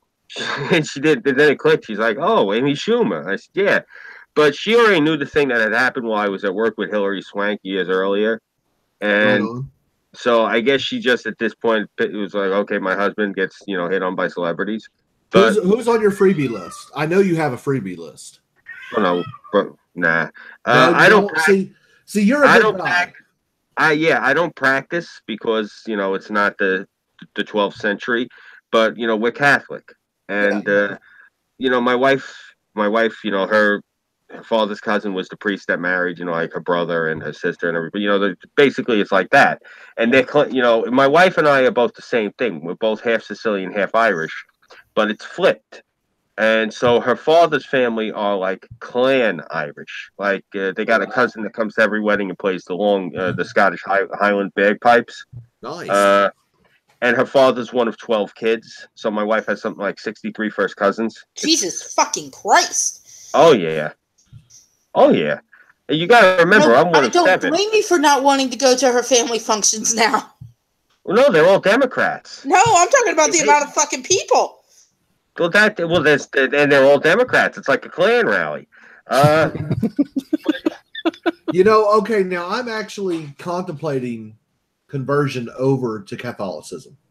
Okay. And the reason, well, first of all, I'm coming for the guilt because I really buy into the whole Catholics killed Jesus. I dig that. Mm-hmm. But mostly it's for the repetition, the ceremony, the genuflex, and I'm part Cajun, so I really should be Catholic. My parents fucked up. I really should be Catholic. I mean, I understand what Mardi Gras is about. Yeah. And I haven't found many Irishmen that could drink me under the table. So I think I should automatically just be lifted into sainthood amongst Catholics. But but no, buy candles with your image on it. Hey, that would be one ugly ass candle. Because let me tell you, I have a face for radio. I hear you. That's part of the reason I wear the mask. Dude, I swear, every time I look up, freedom wood. I was talking to Nene earlier. Oh God. And I love the accent. I mean, it's not as obnoxious as a Bostonian accent, but you definitely got that heart of New York sound to you. Yeah. I dig it. Hey, well, just really quick, I don't want to take time away from you, but if anything, what you're hearing right now, this is what an actual person from New York sounds like. Like if you like these SJWs you see, and when they if you see Sargon walking around and he's interviewing people, and he's it says on this video, New Yorkers. I wrote to him in the comment section. I said, these are Manhattanites. Don't represent them as New Yorkers. That's really insulting to people like me. Yeah. There are those of us who live in the outer boroughs, Brooklyn, Queens, Nassau, Suffolk, and then there are those who live up on the peninsula in the Bronx, and you got the people in the capital of Jersey, Staten Island, and all of us, we're not those people that he's interviewing, and it drives me nuts when he says when but when people go like that. When people go to New York, though, they think about going to Manhattan. Right now, I gotta ask. I gotta ask you this though: who are you? Are you a Yanks fan? Are you a Mets fan? Oh, I'm a Mets fan, and I'll tell you why. Two reasons. In 1955 or 56, I forget. I'll have to ask my mother. My father, may he rest in peace. When he first came home from the Korean War, he was driving for the Union, but he was a single man, so he had time. So he was playing semi-professional in one of the leagues. They still have them to this day, recreational baseball leagues. Yeah, semi-pro. Yeah. So my father got scouted out, and the guy came up to him and said, "Listen, do you want to play for the Dodgers?" And my father said to him, he said, "Look, I'm flattered. I'm working with the local." And he said, "Oh, forget about it. I understand completely, because my father would have to take such a huge cut in pay and benefits, it wouldn't be worth it for him." So he turned down the opportunity to play as a shortstop for the Brooklyn Dodgers, because he was in the Teamsters. There's no way on earth. You'd have to be a madman to do that. Oh yeah, I was a Teamster at one time. Yeah, okay. So that's the first reason I'm a Mets fan. My father was a Mets fan because he was never a Yankee fan. He was a Dodger fan. The second reason, my mother's a Yankee fan, by the way, but the second reason I'm a Mets fan is because I am disgustingly cheap and frugal. The Mets, the Islanders, and the Knicks all have the same colors. So they were all my team, so I had to buy one pair of Nikes, one starter jacket, and one hat, and that was it. I was good. Okay, so now I've got to ask the all-time question: Giants or Jets? Up until they hired the dog killer, the Jets. Right now, I have been a man without a team for over a decade. Well, okay, let me be a Houston Texans fan. No. Look, let me tell you about the Cajun Army that is the Houdat clan, the Saints. Oh, you're like my brother-in-law. Look, I grew up down there. I mean, that's I know why they call it Houdat. Yeah, I used to go to the games wearing the brown paper bag with Houdat written across the face because you didn't want to be seen on TV. I mean, they are the ultimate underdogs, but hey, they've at least won a Super Bowl. And, Peyton Manning threw the winning touchdown in that game just to the wrong teammate, man. He threw it to a Saints defenseman. I mean, and that's why he's the greatest quarterback of all time, in my opinion, because he realized that, hey, the Colts didn't have a snowball's chance in hell. They were playing God's team, the Saints. And so he decided to throw a great pass, to one of the Saints defensemen, who then scored a touchdown and won the Super Bowl. It was amazing. My wife hates me for that because she grew up in Tennessee, And of course, Peyton Manning is like their all-time greatest football player ever. And so she's a Peyton Manning fan. And we were watching that Super Bowl together in different states. We were watching on TV on the phone. And when I saw him throw that interception, I called for Peyton Manning to be the MVP of that Super Bowl. Drew Brees got it. You know, they didn't call me. They didn't ask for my permission, fuckers. But and she's still red-assed about that. We have Peyton Manning's kind of a douche anyway. Peyton Manning is like the ultimate Eli nice is guy. Eli is the better brother. Oh, no doubt. I'm not going to deny that Eli had a better collegiate record and high school record than Peyton. Mhm. However, Peyton has more rings. Yeah. Blame that on the Giants management team, or honestly, let's just be fair. Eli plays like his brother who sells cars down in New Orleans now. I mean, he's crippled, the guy who sells cars. Now, But wasn't it their dad that used to play for the Saints? Yes, he did. Yes. And Eli also is a better quarterback because he went to Ole Miss. Yeah. I mean, you know, he followed in Daddy's footsteps, although he pulled kind of a bitch move and refused to sign with San Diego. You know, I think honestly he shouldn't have been such a prima donna. Whoever, you know, he should have went with whoever drafted him, but no, he pitched a bitch and he got to New York and won a Super Bowl. I mean, bravo. But you know, one of my battles in the military, he was from the Bronx. He was a Goomba. He was a greaser man. He was an Itai guy, and he was every fucking stereotype that you would think about an Italian guy. You know, he's forget about it and all that other shit. I swear he got his entire vernacular of how he spoke from watching Goodfellas. That's actually just how we speak. Yeah, I know, but I'd give him hell all the time. And I mean, he was like 5'2". I mean, he was a short little squatty fuck. But he was an angry dude. But you know, one thing I've learned about all New Yorkers is once they leave New York, if there's an option to not return, they don't. Depends. I left. I had to come back. I had to. My whole family's here. Not just my whole family. This is my whole life. I've been here, you know, my entire life. And you know what it is? I guess I'm fortunate that I'm on the island, you know, so Manhattan it appealed to me when I was a younger man, and I was lucky. I was fortunate as a young boy, you know, to grow up there in the early 80s, and then later on, you know, as a teenager in the early 90s, and in college in the late 90s, which I feel like a dinosaur.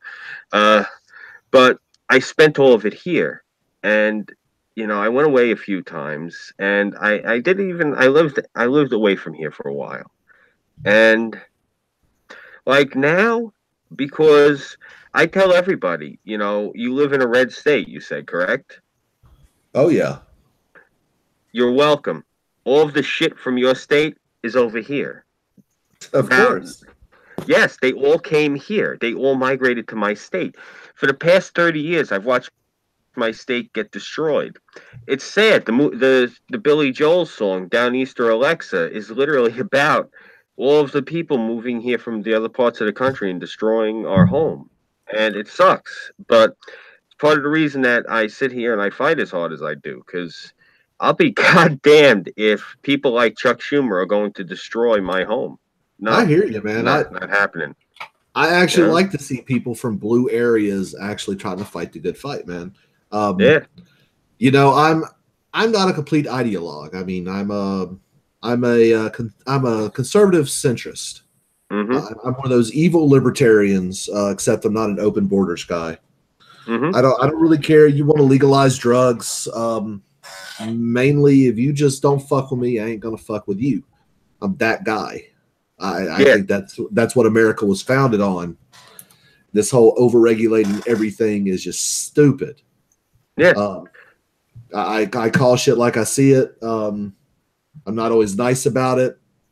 I got put in Twitter jail for 7 days for telling a tranny that if you are actually transgender, that means you've been diagnosed with gender dysphoria, and the APA has labeled that as a mental disorder. Yes. And they put me in Twitter jail for reading a definition or writing a definition. Yeah. Well, they're assholes. What are you going to do? You know, and believe it or not, I tell people this all the time, and they look at me like they're taken aback because, you know, they wouldn't think. They're like, huh? But I have to explain it to them because, you know, a lot of people don't realize. They hear the term. When I say now progressive, liberal, conservative, which means I'm a progressive and I hold liberal conservative views, which means like conservative values, but liberal isn't for everybody. So you're talking big L liberal. I'm talking what the people who are SJWs claim they are, but they're insane. People like me, there's this small, very small party of them. They're called the Moose Party. Those are the type of people that you will run into. They're the people that would be progressive liberal conservatives like Teddy Roosevelt, not like Franklin. 95% of the people that you meet that progressive liberals and progressive liberal conservative are of the Franklin variety. They're SJWs. They're lunatics. I don't want to experiment on the American people like these people do. My thing is this. I look at the statistics. Okay, 60-something% of the population is white Anglo-Saxon Protestant. Okay, why are we fucking with these people? Why are we fucking with them? Seriously, look, as an ethnic, I know I got these friggin' turquoise-colored eyes, but seriously, eye color aside, as an ethnic, why are we fucking with these people that outnumber us something like 8-1? There is no reason for us to do this. We're on the coasts only. I mean, yes, we're sporadically scattered here and there. You know, you'll find like the odd Greek or Turk in like parts of Wisconsin or some shit. But seriously, aside from like these communities like Dearborn, Michigan, where it's like all people of the Middle Eastern, specifically Muslim descent, but they seem to be actually like Muslim snowflakes. Like they seem like to be very passive. Like, you know, I think a backfire and these people hit the deck from what I've seen of that reality show. But you know what I'm saying? I say, like, why do you have to try to experiment on the American people? Leave them alone. It's the other thing I say, to, like, okay, the population that is not like mostly white, then you have the rest of it is made up of, you got like the southeast of the country, the southwest of the country. You have the Tejano population, which Six is part of. These people were there when the country was founded, never came in. So my thing I say to these progressives is, why are you trying to open the borders? This is a culture that has been there. You're talking about indigenous culture. You're fucking with the Tejanos trying to, you know, bring everyone across the border. Who do you think you're trying to fool? You know, that's the other thing. And the third part of this is now, the third part of the population is, of course, the African-American community. Now, this is the thing. This is the thing no one wants to hear. This is the hot button topic. But I'll say this because I don't give a fuck. I speak the truth. And this is it. The African-American community has been stunted severely in America, and it's been through, what is that term that these kids like to beat you over the head with? Systemic racism. And that systemic racism is called the Democratic National Committee. They have done everything on their fucking agenda to undercut the African-American community in America. It's disgusting. They were doing so damn good in this country until the Democrats got a hold of them. Once the Depression hit and they got them, that was it. They started doing everything in their power, and within 30 years, they destroyed their community. Well, that's I mean, what the Democrats do. You look at the Civil Rights Act of 1964, that's when you start to see the decline of the African-American family. Yeah, it was, and Jim Crow was a bad time, don't get me wrong. In fact, some of the restaurants, I grew up, you ever listen to Ray Stevens? Oh, yeah. Yeah. You know that where the squirrel went berserk? Mm-hmm. I grew up in that town. Oh, you grew up in Hahira? I grew up in that sleepy little town of Pascagoula. Huh. The day the squirrel went berserk. Yeah. I grew up in that town.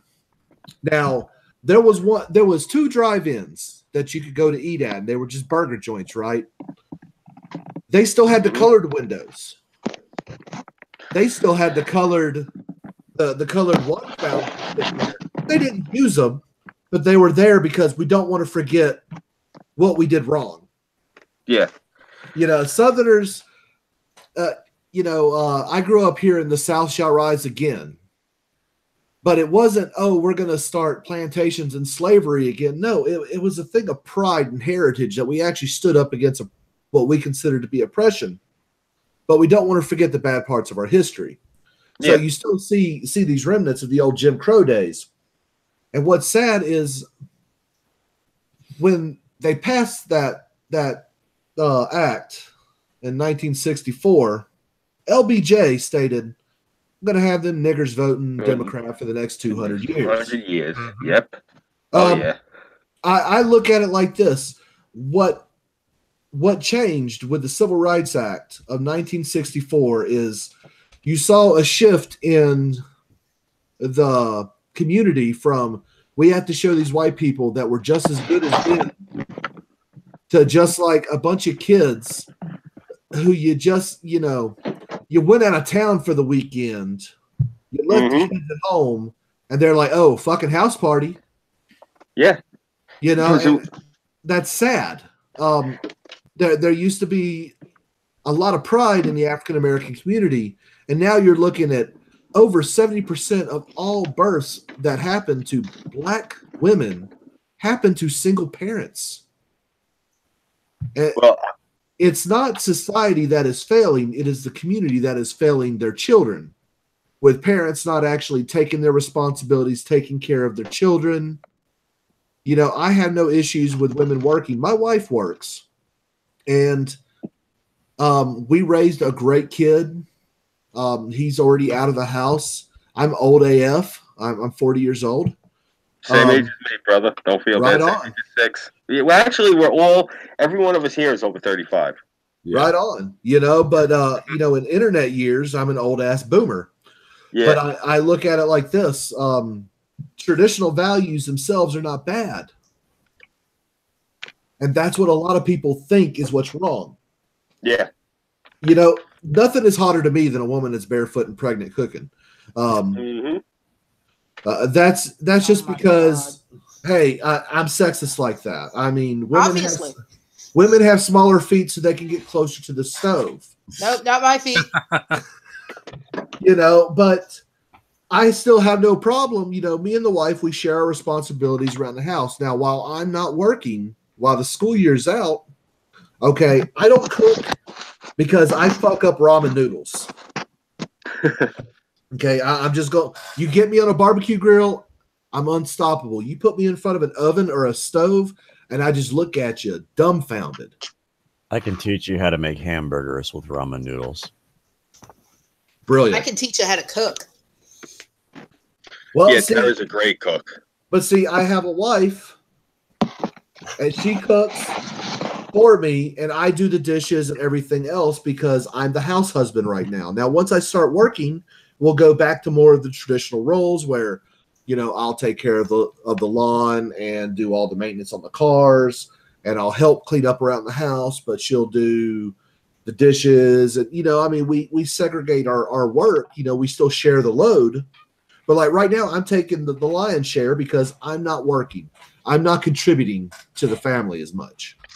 So I'm doing my part because I believe in equality. My wife works hard. I do my best to take care of her. She's my princess. She's my queen. And if I don't, she'd probably beat the fuck out of me. You made me think of something I had to ask. Irv, in your house, does your father do the cooking or does your mother? It depends. And like my dad's passed now for several years. No, thanks. Shit happens.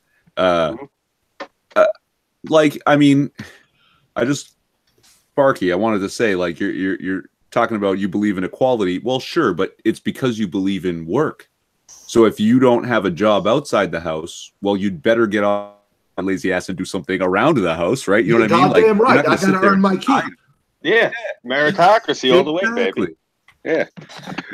I was just asking because it's a thing. Like, it was actually kind of strange. My father, may he rest in peace, I think I actually seen him dabble in the kitchen once, and my mother came in, freaked out, and threw him out. But no, that's like a cultural anomaly. My father didn't cook, and in Sicilian culture, in Calabrese, which Irv is, Sparky, he's from the heel of the boot. In our culture, it's a thing where the men cook. It's a big thing. Men like to cook. It's it's their thing, and well, that's it's a why pride because yeah. I believe the term chef is actually rooted in Italian, Mm-hmm. and it used to be traditionally only a man's job to be a chef because it was considered to be an art form.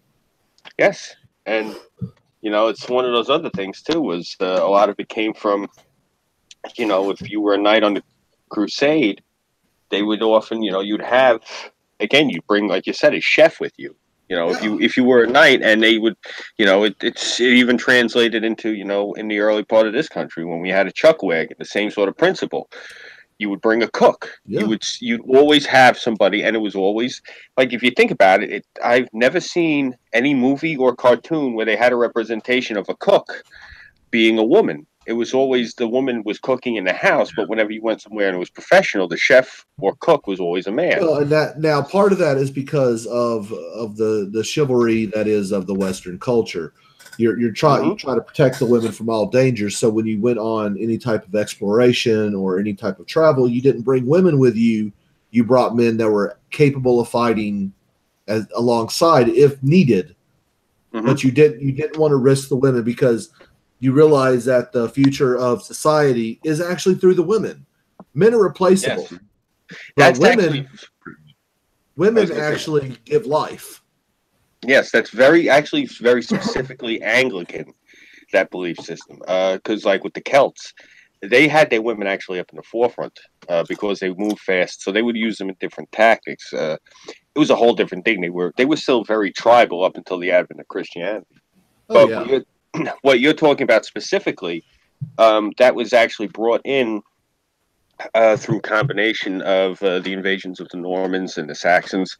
Those concepts were introduced by them. Before that, holy shit, was Western civilization uncultured and definitely barbaric. Oh yeah, easily. Especially like in the medieval times. Oh my God, some of the fucking shit they did, unreal. Oh yeah. But I thought it was amazing. Even with the First Crusade, women were not allowed to go. Yeah. So I mean, you're looking at the 1200s when that kicked off. We're talking over 800 years where that has been a norm. Now let me ask you this: Do you think that it's more so our cultures evolved, or do you think that they learned economically that these were better decisions to make fiscally? Keeping the women at home, keeping the ones who raise the children and do all this, keeping them at home and just sending the men out as opposed to being like roving bands and that sort of thing. Do you think it was more of, to trying to establish a civilization, or it was just good economics?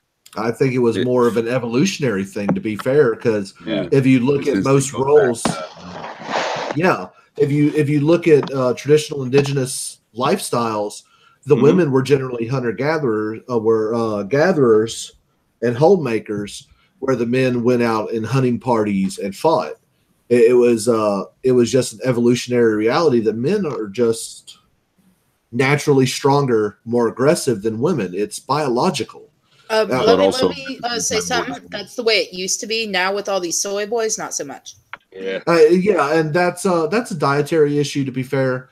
And also, men are bitch made because they aren't told no and they're given participation trophies for everything. Everyone's a winner. No. Most people are losers. Okay, yeah, I hate that participation bullshit. Those who can do, those who can't teach, which I happen to be a teacher, thank you very much, and those who still can't do YouTube. I'm a 2-time loser. Okay, well, I like it. I'm not the best YouTuber, and that's okay, man. I do this for fun. I like talking shit, cracking jokes here and there, and I definitely love me some dad jokes. But before that, I was a soldier and a craftsman on aircraft. I I got tired of it. So I left the professional world of aeronautics and went back to school to become a teacher. Talk about a pay cut.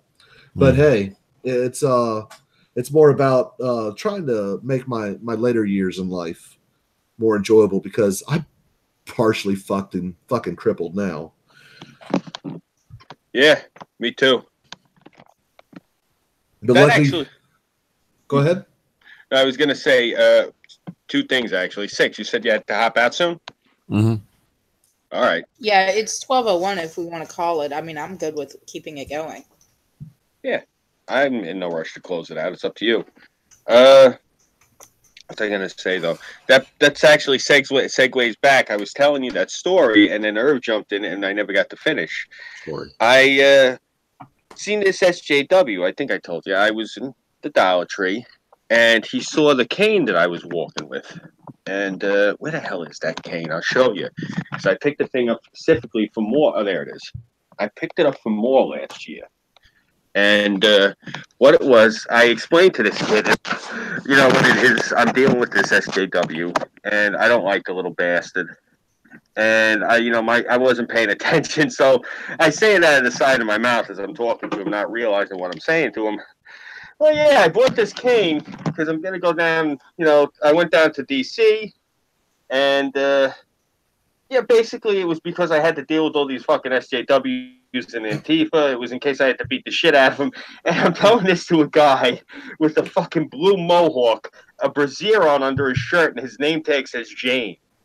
And he has this huge septum ring and 2 big plugs in his ears, and he's looking at me like all wide-eyed. And I'm like, because I'm a big guy, I'm 6'2" and 2 and change, and I'm standing over him telling him this. I'm like, oh duh, it occurs to me later on, but I told him about more, and this kid's first response was, "That was that Nazi rally down in D.C." Oh my God! It was not a Nazi rally. Which I said to him, I actually bristled when he said that, and I seen that the kid got a little nervous. I'm like, "Nah, man, it wasn't a Nazi rally." I go, "It's a Patriot rally." I said, "You had the 3%ers there. You had all these different patriots, all these veterans, people who love the country. No Nazis." So I can't wait to go back into Dollar Tree and see what this kid says to me. You know, I just look at it like this, man. If there was so many fucking Nazis, where are they? And I look at it like this. Up in Albany. I argue with people on Twitter quite often. Fascism is a product of the left, by American standards. I don't go by the European model, because anything right of Marx's, left testicle is pretty much Nazis to them. Mm-hmm. So I'm sitting there and trying to explain, economically, fascism is socialism, except you have private ownership of land. Yep. The state determines how that land is utilized, but the individual ultimately owns the property. So that was Hitler didn't like Marx, because Marx said everybody comes together in the collective. Yeah. Hitler preferred Andrew Jackson's version of race relations. Yeah. Hitler's initial goal with the Jews weren't to kill them, but to relocate them to Israel. Yeah. Mm-hmm. That's a proven fact. The final solution only came up when the Russians broke through in Poland and started really pushing towards Berlin, and the Allies already had a good foothold in France. That is when the ultimate solution came up, and it's disgusting, but it was a way of trying to cover up what he did. Speaking of cover up, I actually had spoken with a woman. This is the God's honest truth. It's about 20-something years ago now. I was a college freshman. I'm working at a mall, Sunrise Mall, Massapequa, New York. And I'm working for this man. I'll never forget it. His name was Benny Lou. And the guys who owned the pizzeria across the way, they used to call him, it was horrible, Benny Lou, the bug-eyed Jew. And I used to get, I used to be like, guys, you got to do that. That ain't cool, man.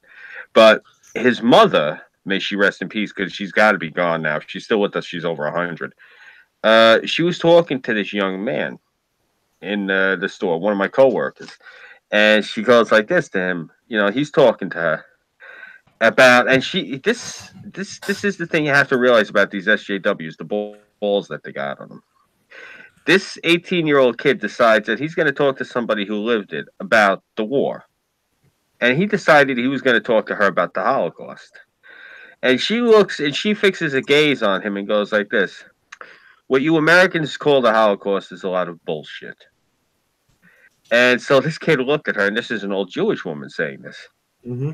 And so he says that, and he gives her the whole rhetoric and all this stuff. And she says, "Young man, they were not executing us in droves." She said, "Your country bombed the hell out of the supply lines, and we were starving to death. They came up with that story to cover up the fact that we died because they were incompetent." And she's going, and he's like, "How could you say that?" And she rolls up her sleeve and she shows him the serial number. She goes, "I was in Auschwitz. Churchill's a moron. We died because he blew up our food." And so this kid, what response did you have? So that's a lot of what you have to realize is there's so much convoluted shit. Like, that's the problem is, like, with fake news. I say it's an onion, and that's the sad thing is you keep peeling back the layers. How long have they been lying to us? Think about that. It's simple. Okay, when I was in the military, I worked a lot in intelligence. So I know a lot of crazy shit about things that most people doesn't mean anything. But you also learn, hey, how news works. So what you've got to do to actually pick out the truth in the news is you've got to actually listen to about 4 different sources. Yeah. And what you do is you pick 2 extremes that are completely polar opposite of each other. You pick the source material where they got it from, usually AP or Reuters. And then you just throw a dart at the wall, and wherever you land, you read from there too. And you highlight all the repeated things. There's your truth. Have you taken journalism classes? No, I'm a communication major, though. I was going to say, I'm a New York journalist. I was going to say, you sound like Professor McNair when she was giving us the lecture. Yeah, I majored in propaganda. I mean, communication, and I minored in history. So yes, I know how to spin a tale. I know how to frame a narrative. Yeah. Real quick, let's Yes, let Six go ahead and chill his shit since he's got to dip out soon. Oh yeah, I'm sorry. Well, I don't have much to shill. Well, I have a few things. I may be able to do my show tomorrow night. It's not going to start at 10. I'm just putting it out there. I'm gonna be starting probably at if I don't get organized by 10 p.m. Eastern, my show will start at 11 p.m. Eastern because I get out of work at 8 o'clock Central, and it takes me a while to get my shit together. So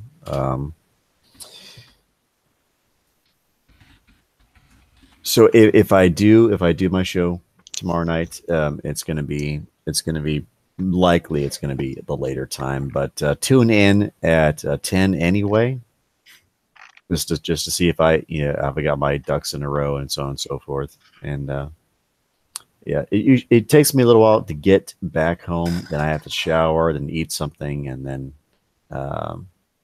it's kind of tough to do in just 1 hour. Because 9 o'clock Central is 10 o'clock Eastern. Well, let me know, Six, if you can't host, and I'll sub for you if you want. Okay, if there's no possibility that I can get things up and running at 11, then I will. I'll give you a ring there. All right. So anyhow, that's what's going on there. I'm going to be interviewing Gutenberg this coming Saturday at 5 p.m. Eastern. Very cool. So that's what's going on. I just finished interviewing Messiah of Keck. I think it was like 2 days ago on Tuesday. It was Tuesday, yesterday. Yeah, I interviewed Messiah of Keck, so you can watch that one. They're all on the Chaos120 group channel. Very cool. Right on. So that is my shill, and I would love to give people a little more definitive information about what's going on with me, but my schedule changes every week, so it's like it's hard to say. But I'm gonna be trying to do these interviews a little more regularly, but it coincides with what days I am actually off. So that is the long and the short of it. Well, I think anyone who's been following you to this point is diehard and loyal enough to know that you're going to put out content whenever you can, come hell or high water.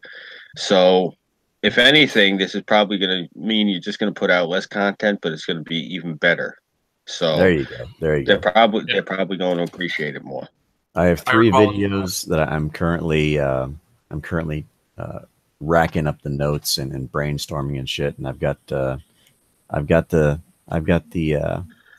notepads out, and I got all the information jotted down, and I will be formulating some new original content videos here pretty soon, as soon as I can get my hands on some new memory cards and so on and so forth. So that's what's going on, and I gotta jump out here. Scoob, hit me up on Discord after the show. Yep. All right. Well, good to see you, Irving. Good to see you again, Aircraft. Yeah, man. I appreciate y'all having me on tonight. Definitely. Yeah. You're welcome. And good to see you again, Tyro. Yeah. Sorry, I've been mostly quiet. This is mainly one where I'm like, it's fun to listen to you guys. True. Yeah, I've been the same way. I've been up since like 4:30 in the morning, so it's like, yeah, I'm fighting to talk here. So you guys take it easy, and I will see you again sometime tomorrow. Sometime tomorrow. Yeah. All right. Well, we'll see which time it is, but yeah, y'all take it easy, and I will. I'll be jumping out here and probably finding something in the refrigerator. All right, you got it, Six. Hit me up whenever you get a chance tomorrow. All right, 6 more. Get it? Come on. Oh, but before we get too far away from it, I just wanted to touch on that. Now, maybe I'm a little more normie or a little less journalist than you guys, but yeah, I would definitely watch the CNN report on something and then the Fox News report on something else. And if I was still confused, God help me, I would look it up on Al Jazeera. You know, Al Jazeera is actually a good source. Can be, yeah, for sure. Depending on the topic, yeah. Well, if you stay away from Middle Eastern deals, they are brilliant. But if you're looking for good Middle Eastern type news, I tend to like BBC World or Star. I myself, I confer with. I'll check every day. I try to check RT. I try to check the BBC. I try to check Al Jazeera. I try to check the Associated Press. And I tell everybody this, and they look at me with a raised eyebrow, and I say they catch everything that falls through the cracks. Check USA Today. They get yes, they are when I say that a newspaper on the bottom of the birdcage, that's a double entendre, because what that means is, yes, they're the shit that's lining the birdcage, but they catch everything that falls through, is what I'm saying. Yeah, and that's fair. Sky, not Star News. Sky News. Yes. Sky's Yeah. very good too. I used to check out RT, except that I'm also ethnically Ukrainian on my mom's side. So after a while, I had to stop. Honestly, RT's hit or miss. It really is, because you watch them and you'll get some good stuff out of them, and not always stuff that I'll agree with, mind you, but they're thorough on specific subjects, especially when it comes to American politics. They are ultra thorough. Yeah. But if you actually want to go ahead, just if a certain topic can be pro-Russia or anti-Russia, RT's almost invariably going to be pro-Russia, and it's okay, no, Yeah, that's their main bias. Yeah. Yeah, you can't invade Crimea and Donetsk and then say that it's all the Ukraine's fault. Well, a lot of people are worried about Russia, which I find hilarious. I mean, Russia has a lower GDP than the state of Texas. They have all this land mass and no wealth. Everyone's worried about Russia. And I keep telling people, you don't worry about Russia unless you see Poland doing bad. Now with Crimea, Ukraine and stuff, that is a tinderbox, and that is getting ready to light off. Mm-hmm. You can thank Obama for his inactivity for that. But hey, Donald Trump is now selling lethal weapons to the Ukrainians. So that was just recently approved. The U.S. Army has been over there for the past 2 years doing exercises and stuff with the Ukrainian military. So we're all in. Yeah. So that's I'm not worried about that. I think what's going to happen next in the world is, a lot of people laugh at me about this, but Glenn Beck was right. World War III has already started. It started in Syria. And I'm waiting for it to really kick off. And the reason why I say that is because what is going on over there in Syria right now is we're not fighting trying to protect the Syrian people. We're not trying to fight ISIS, because honestly, the U.S. doesn't give a zero fucks about ISIS. What we are doing is we're trying to prevent a Russian pipeline that has went all the way through Iran underneath Iraq. While we were fighting in Iraq, these fuckers were building a pipeline. Amazing that they avoided so much collateral damage. And now they're in Syria, and what they're trying to do is they're trying to connect a pipeline into Greece. They're trying to get a third pipeline going into Europe to avoid any sanctions from cutting off their primary revenue source, which is petroleum sales. So about 5 years ago, Glenn Beck said that World War III is going to start over in Syria. And everyone laughed at him. Ha, ha, ha. Fucking Glenn and his conspiracy theories. I paid attention to that. And I started watching, and I realized why he came to that conclusion. Working in intelligence, it kind of showed me all that stuff. I could connect the dots. And I foresee in the next 6 to 10 months, we're going to kick off a war. And the reason why I'm saying it, probably more along the lines of 10 months, because then we're going to be spooling up for the primaries for 2020. And there's no better time for a re-election bid than when America goes to war. I'm not saying Donald Trump is going to start that war, but someone will. And we'll get sucked into it like we always do. And 4 more years of Trump. I'm not against that. But I am against sending our men and women overseas to fight a fucking proxy war to make people richer. Yeah, not a fan of that either. That's why I left the military. So it's something people need to be paying attention to. speaking of those pipelines, though, if I'm not mistaken, there's a pipeline that runs from Iran through Syria and then through Crimea. Yes. And, you know, ethnic Russians and Russian-speaking peoples are being oppressed by Ukrainians, takes the pipeline. Yes. That's really what I'm sure it was taking the oil pipeline, right? That's all it is. Yeah, he's got leverage on the EU because that's where the oil comes from. Well, okay, it's not. Basically, what's going on with Russia is currently Russia only has one pipeline going into Europe, and that is the one that Germany has taken 70% of their energy from. Is from Russia. Well, it's because the Germans actually thought that they could power their entire country on solar and wind. And they decommissioned a bunch of their nuclear, right? After Fukushima? Yes. Like fucking retards. And I understand the European thought, hey, they're trying to save the planet. Global warming, climate change is a phenomenon. I don't believe it is fully man-made.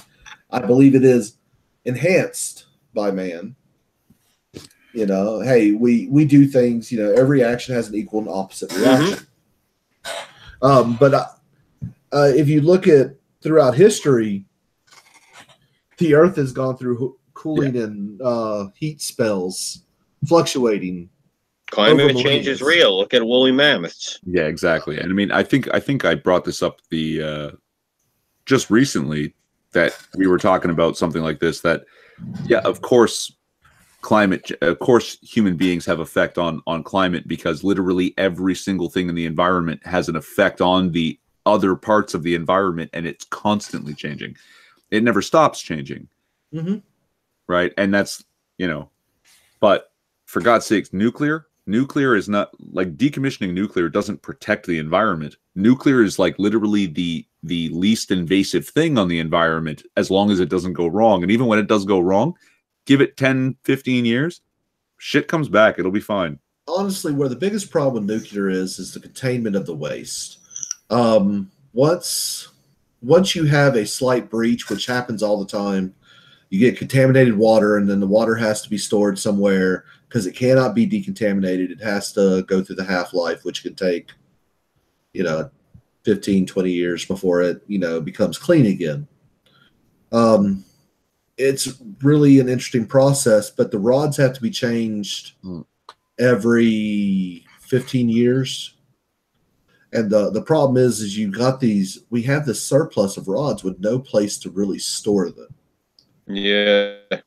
And that's the problem with nuclear, and I am pro alternative fuels. Don't get me wrong. Same here. You and I have the same exact trepidations, believe me. I'm not against solar and wind for supplementing, but for the base source, man, you can't. It's not dependable enough.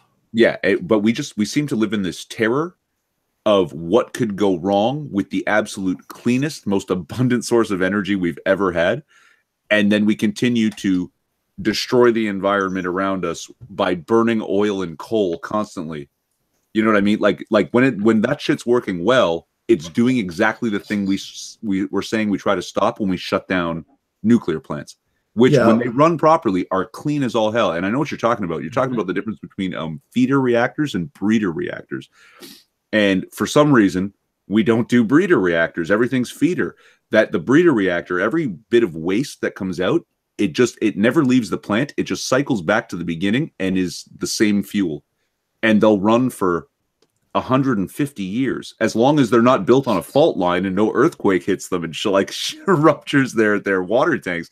They're going to be fine for a long, long time. Well, I'm still scared because of what happened at Chernobyl. It was, it exploded, melted down, all that shit. And people are like, no, we don't want a Chernobyl here, even though our technology has come up since then. And 6 Mile Island, I mean, the time. Yeah. Right? 3 Mile Island. Yeah, that's exercise in all the fail safes working perfectly and containing the problem. Yeah. You want to know something fucked up? I was actually born during the fallout for 3 Mile Island. That's crazy. Yeah. You know, I remember watching Chernobyl live on TV. You know, that you saw the helicopters flying over and you saw the fire and everything, and I was like, oh, what's the big fucking deal, right? You know, because I'm just a kid, man. I don't understand all this stuff. And then I found out that the Chernobyl site is now just a big dome of concrete. Yeah. That's how they contained it. But which was ingenious, mind you. Because the amount of concrete it took to prevent the escape of the gamma rays. A gamma ray can travel through like 6 feet of concrete, but it can't travel through an inch of lead. Just throwing it out there. But you do see a problem with cancer in that area because it has seeped into the groundwater. Also, the wildlife and plants are irradiated. Yeah, but here's the funny thing. People actually moved back into the area. They started moving back about 6 months after the explosion. And there's a slightly higher risk of cancer among humans. But those animals that you test for radiation and they actually read on a Geiger counter, they don't get sick. Those animals and those plants, yeah, if one of us ate them, we would die. But if somebody else who's lived in the area for the past 15, 20 years ate one of those animals, they'd be fine. That they all sort of adapted to it rather quickly. Huh. Yeah, it's like, I mean, think about it. You're bombarded by radiation every time you step outside in the daytime. Right? We're already uniquely, like all life is uniquely attuned to absorbing and dealing with radiation. It's just, gamma rays are way too much at once, right? You want to really, really get fucked in the head? Well, let me tell you what I learned when I was taking genetics class. Everything that you have in front of you, everything in your house right now, has residual radiation that it's absorbed from its time in the sun before it was turned into furnishings. And that residual radiation is leaching back out. So you're actually getting bombarded constantly with low-scale radiation. Well, I mean, if you have electricity running in your house, you actually have radiation leaking from there. You know, the monitor I'm looking at right now is shooting radiation at me. The lights around me are shooting radiation. The plugs, the electrical plugs, are emitting some radiation. If you take a Geiger counter outside, you're going to find that wherever you go, there's varying radiation or varying levels of ambient radiation. And I think there's beaches in Brazil that just from the amount of sunlight they get regularly, it's like 3 times what you would experience at anywhere in a more developed nation. Well, they also have bodies floating up all the time there too. Well, I think that has to do with murders, though. Yeah, I mean, you know, last time I was in Brazil, I went swimming and I picked up a couple of children.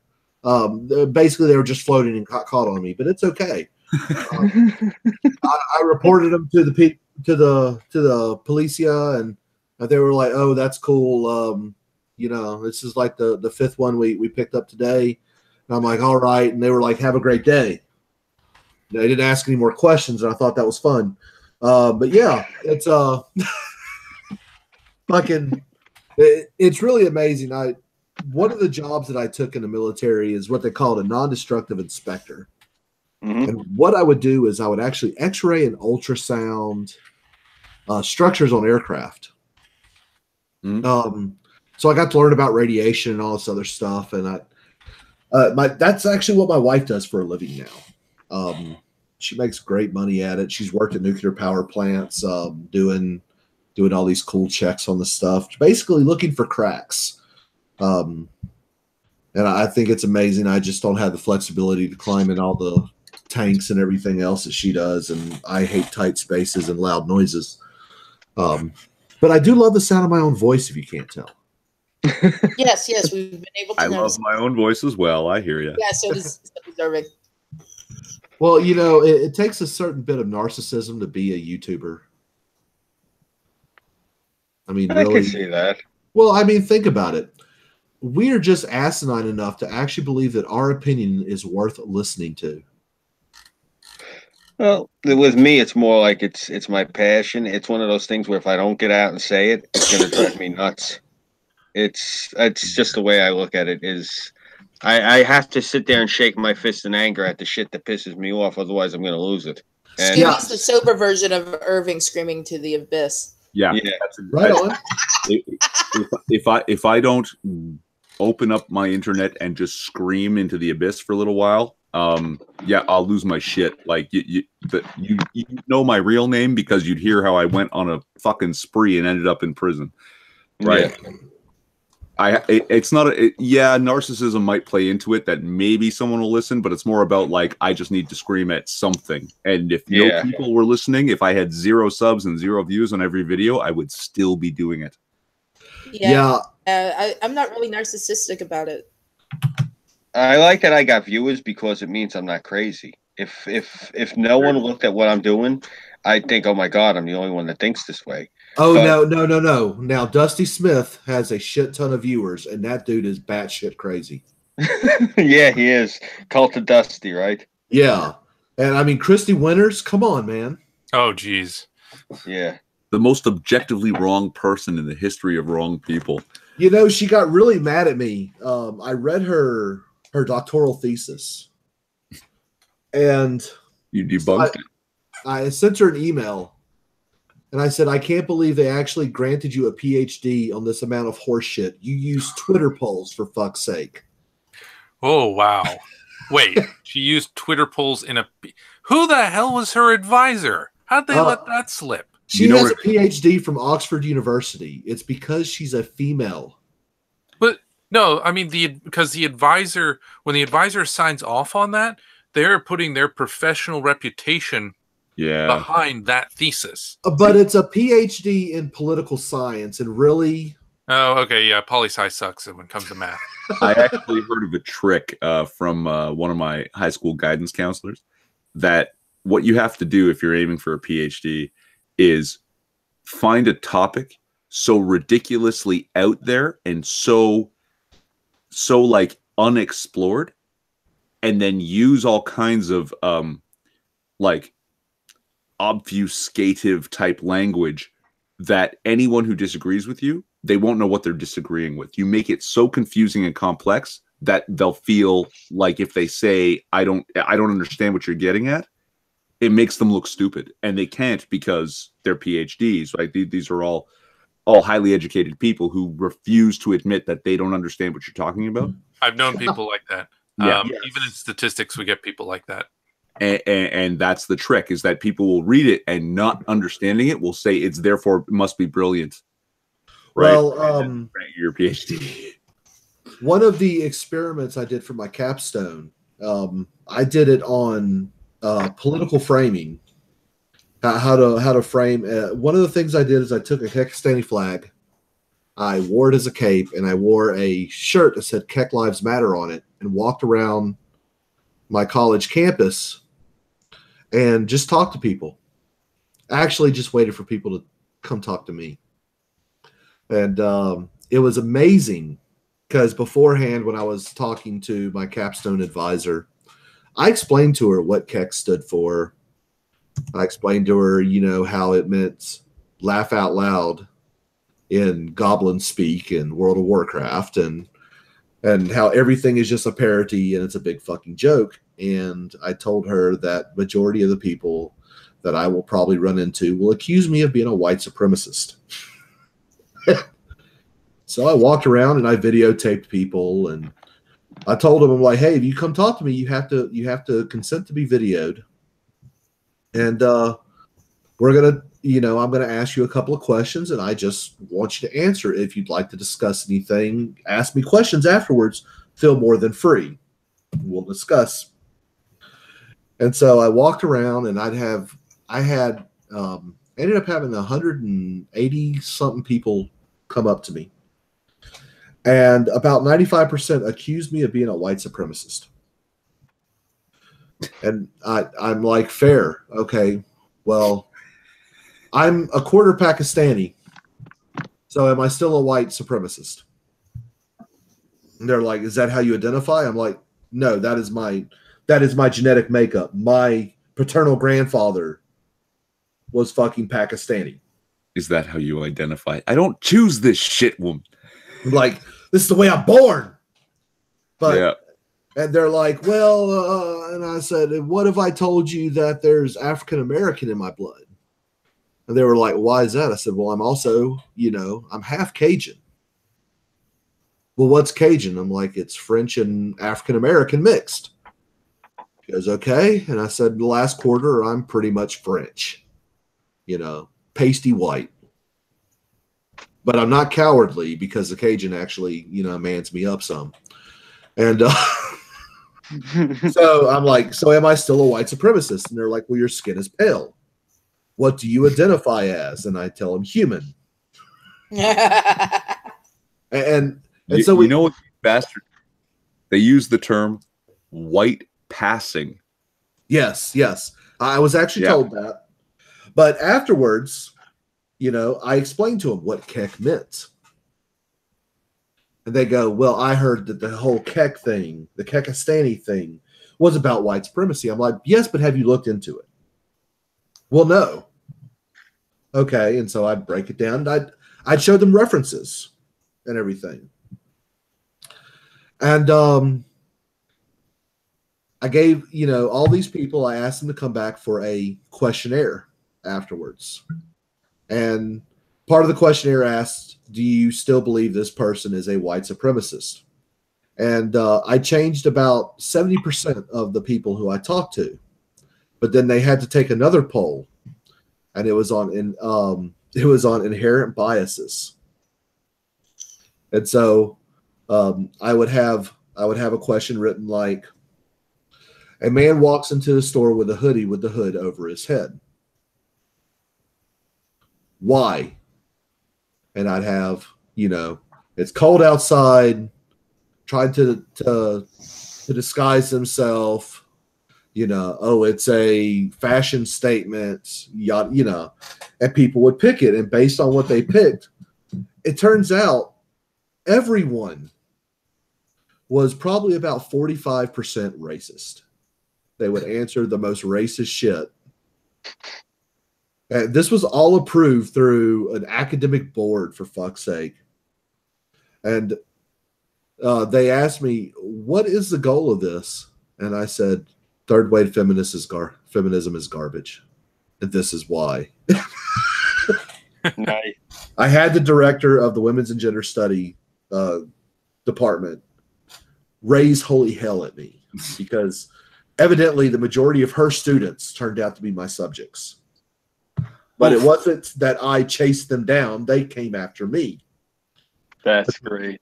That's what happens when you get a degree in activism and not in anything useful. Mm. Yeah, well, you see how my new councilwoman is, or whatever the hell she just won for over in Queens. I think she's going to soften. I really do. The lady who won that primary. Yeah. She's not going to win the seat. The guy who she blew out of the primary is still going to be on the ballot. Yeah, so I think all the Democrats will show up, and she that'll be the end of her, at least for now. Is that the second city chick? The Ocasio-Cortez. Yeah. Socialist. Yeah. Well, now that she has won the primary, she's now having to handle interviews, and she's not doing so well. Yeah, I saw that. Like she said, "Oh, Israel is occupied," and then it's like, "Well, what do you mean?" She's like, "I have no idea." It's like this is why the left now hates argumentation. This is why Antifa says, "Oh, civil discourse is racist," because they can't back up anything. All they know are buzzwords and slogans, but they don't know anything behind it. Well, I tell people when it comes to the whole Israel thing, I'm a complete Zionist. I believe in the legitimacy of the Jewish state. I have no problem with the two-state solution because that is what Israel as a whole has suggested multiple times. It is only the terrorists of Hamas and the Palestinian Liberation Organization or Authority, depending on who they're talking to at the moment, how they label themselves. They have denied it every time because one of their main goals that actually binds them all together is a desire to end the Jewish state and kill all Jews. Yeah. So I just look at it under the old American moniker. I will not negotiate with terrorists. And by God, you gotta love the Jews, the Israeli Jews at least, because even though there is that stereotype that Jews are not tough and they cannot fight, tell that to an Israeli Jew, and I'll tell you their bitches are 10 times tougher than our men in the U.S. military. And 100 times hotter. Oh yeah. I love me some Ashkenazi Jews. God damn, them women are beautiful.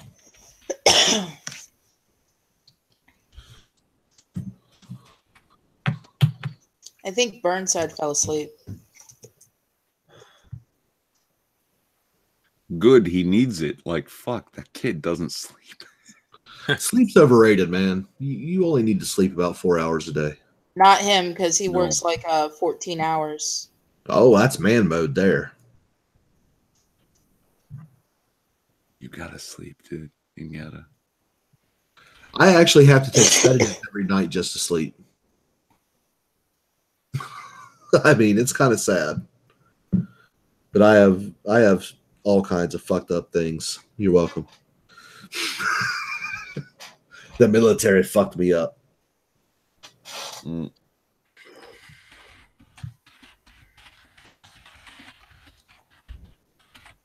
But that's what happens when they give you sedatives to sleep and uppers to wake you up. Yeah, that's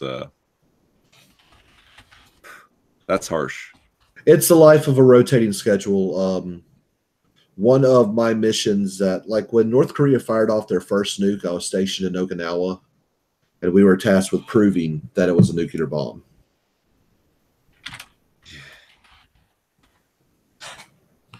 So we were flying around, gathering air samples and all that other shit. Fun. Cool stuff, though, man. I worked with some amazing equipment. For sure. But still, thank you for your service. I mean, I'm Canadian, right? I don't know if you caught that. But Yeah. No, dude. I love the Canucks. In fact, I used to. There was a Canadian detachment at one of the units I was in. Because y'all not have bad a soldiers, right? no, man. There's some great guys and gals. I love Canucks. My grandmother. I like the way you say that too. A lot of people don't know that that's actually the pronunciation, and they go with the soft U. The Canucks. Canuck. Yeah, it's Canuck. Yeah, my grandmother immigrated from America, from Canada. So that's where the so French you're comes from. So you're part syrup nigger as well as sand nigger. Yes. And I love Tim Hortons, so it's good.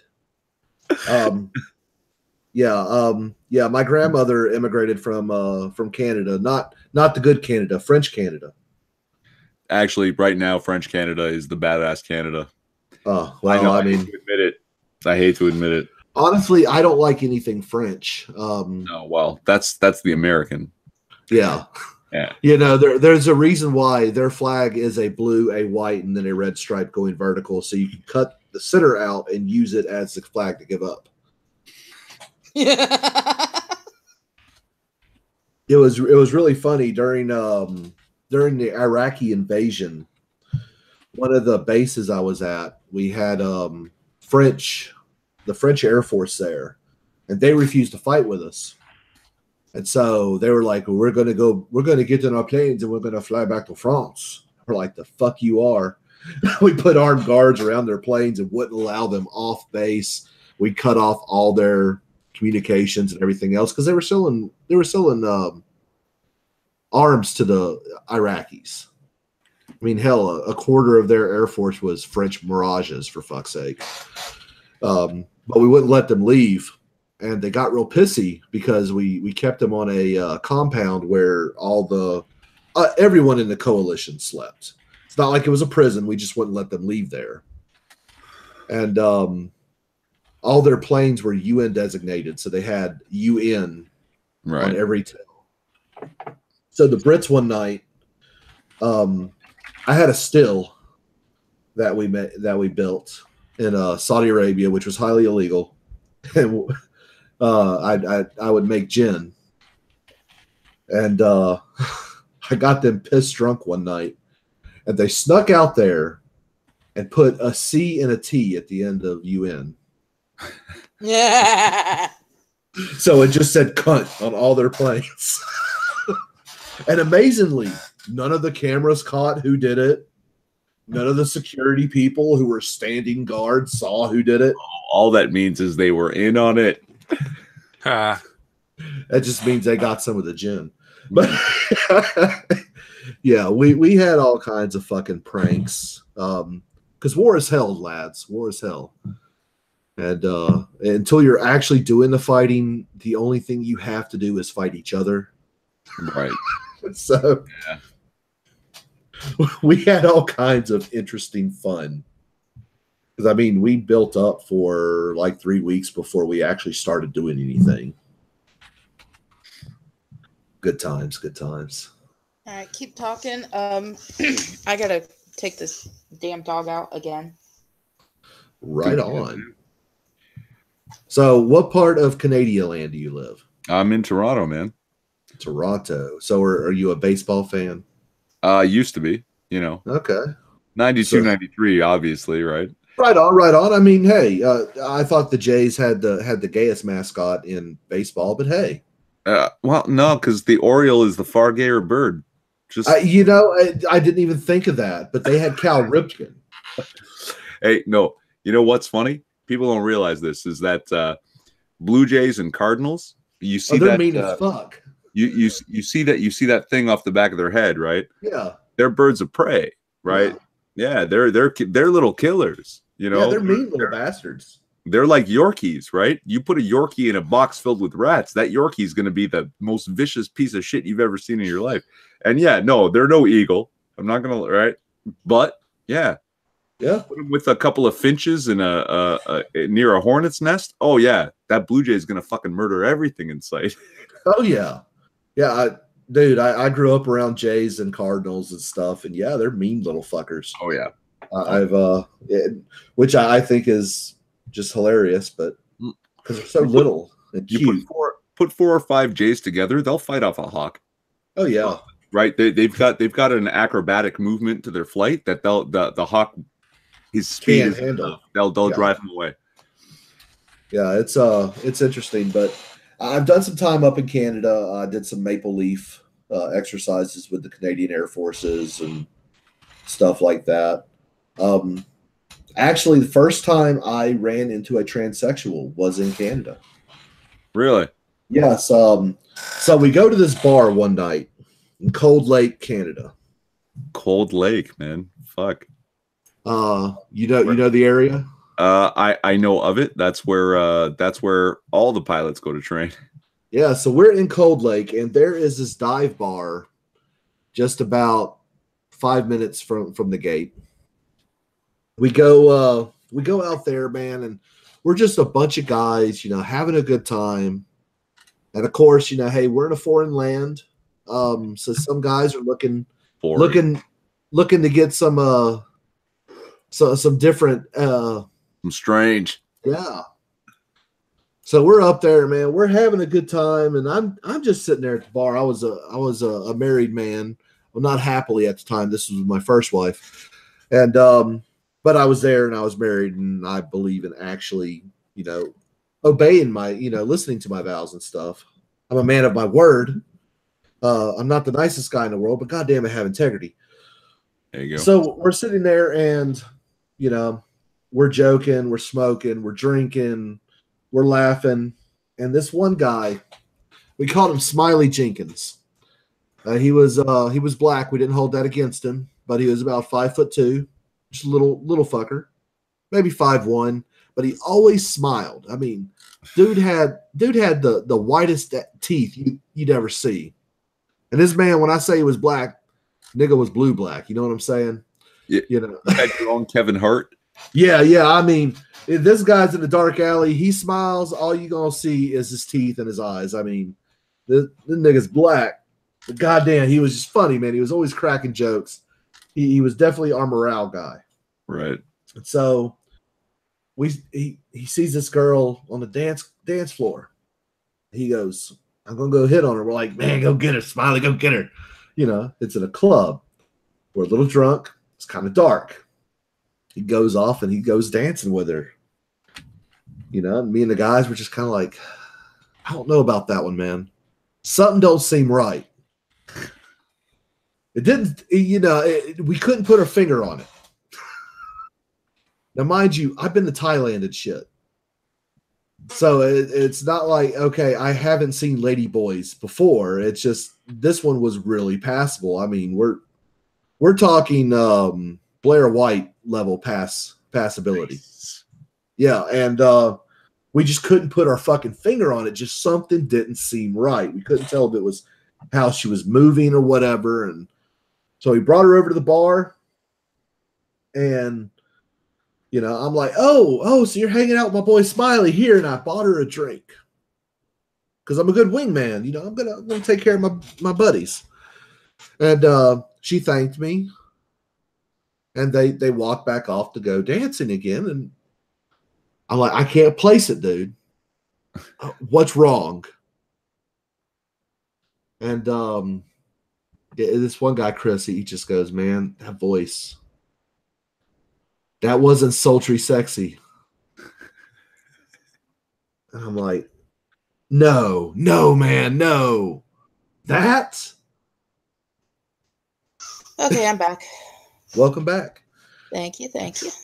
It's like, I'm thinking, dude. I'm thinking, man, we need to check the undercarriage. And I'm like, no, man, we can't do that. Can't do that to Smiley. Don't need to embarrass him like that. Because there was a trip, and I told one of my boys that, dude, that chick's a dude, and he just walked over and grabbed a handful of dog. No. I mean, that's terrible. He Mick Dundee'd the fuck out of that lady boy. He's like, that's not a lady. But there was already stories of this, from our Thailand trip, and I'm like, man, we got to be sure, man. We can't do this to Smiley. And we ended up deciding we were going to leave, and he decided he wanted to stay and dance with this girl. We're like, cool, man. Hey, look, if you're going to bring her back to the room, just make sure. Make sure what, dude? Just make sure. And we just left it there. We get in the cab, man. We go back to the rooms. About 2:30, Smiley's beating on my door, screaming bloody murder. And I'm in my underoos. Don't picture it, but I go and I open up the door. The chain catches, and I'm like looking out because I didn't want to look through the peephole for some reason. My dumbass decides to open the door. It's like I cracked open, and there he is in his boxers and his underoos. Dude, you got to let me in. You got to let me in. I'm like, no, man. First of all, I'm in my underoos, and you're in your underoos. No homo, bro. Dude, just let me fucking in. Fuck. So I let him in. He comes in, and he goes, dude, you got to hide me. From what, dude? Is someone chasing you? He's like, no, dude, that girl. Oh, really, Smiley? Really? Oh. He goes, dude, man, that bitch was a dime. And I'm like, that bitch was a man. And he goes, you knew? I'm like, you just told me. He goes, oh, fuck. That strikes me as odd. Like, being Canadian, I don't know why she wouldn't have been upfront about it. Well, you know what? Let me tell you, I've not actually gone all the way, but anytime that I found myself attracted to someone at a club or whatever, and we start dancing, she's been very upfront about it. I'm a trans woman, right? Like in the first 15 sentences of us talking, I'm just told it's like, oh yeah, great. Hey, sure. Chef don't judge. It's not my cup of tea, but hey, whatever you want to dip your bag in, I'm fine with, It don't affect me none, but he's freaking out, and I go, but I'm just looking at him like, dude, why are you freaking out? Like, you need to man the fuck up. He's like, what do you mean, man the fuck up? I'm like, look, dude, man the fuck up and plow that tranny. Like, you brought her to your room. Now you're sitting in my room like a bitch scared, so you need to break it down. What the fuck happened? And he goes, all right, dude, so check it out. We go back to the room and we start making out. And this girl just like drops. She starts doing a seal act. And I'm like, oh. All right, man. Dude, still not gay. Still not gay. Because, I mean, Not gay if your balls don't touch and you say no homo. Exactly. And, I always say, hey, it's only gay if the balls touch. That's why you should always bring a Crown Royal bag. Just to cover the nuts. But he's like, dude, that was like the best BJ I ever got. And then she stood up and said, now it's your turn. Evidently, this girl was hung like a fucking mule because my buddy is black. And we all know the stories about black men. I can't tell you from firsthand experience because I don't know, but I just assume my boy was packing. But he's like, that bitch got a donkey dick. I'm just like, bro, you do realize you just left her in your hotel room with like all your shit. Your wallet, your everything. Whoops. So I tell him, like, man, go back to your room, man. I'll back you up if you need help. I'm like, I don't think she's gonna be, fucking mean to you or whatever. But you just apologize. Say, look, I didn't know. You kind of scared me. I'm not that way. I'm sorry. And I'm sure there'll be some understanding. And he goes, you ain't gonna tell no one, right? Everybody already knows, Smiley. And I'm like, God damn it, man. Look, we say what goes TDY stays TDY. Here's the trick, my brother. These walls are thin, motherfucker. And you were screaming about a hung ass tranny up in your room. You think I'm the only one that heard that fucking story? Your voice penetrates and the walls have ears.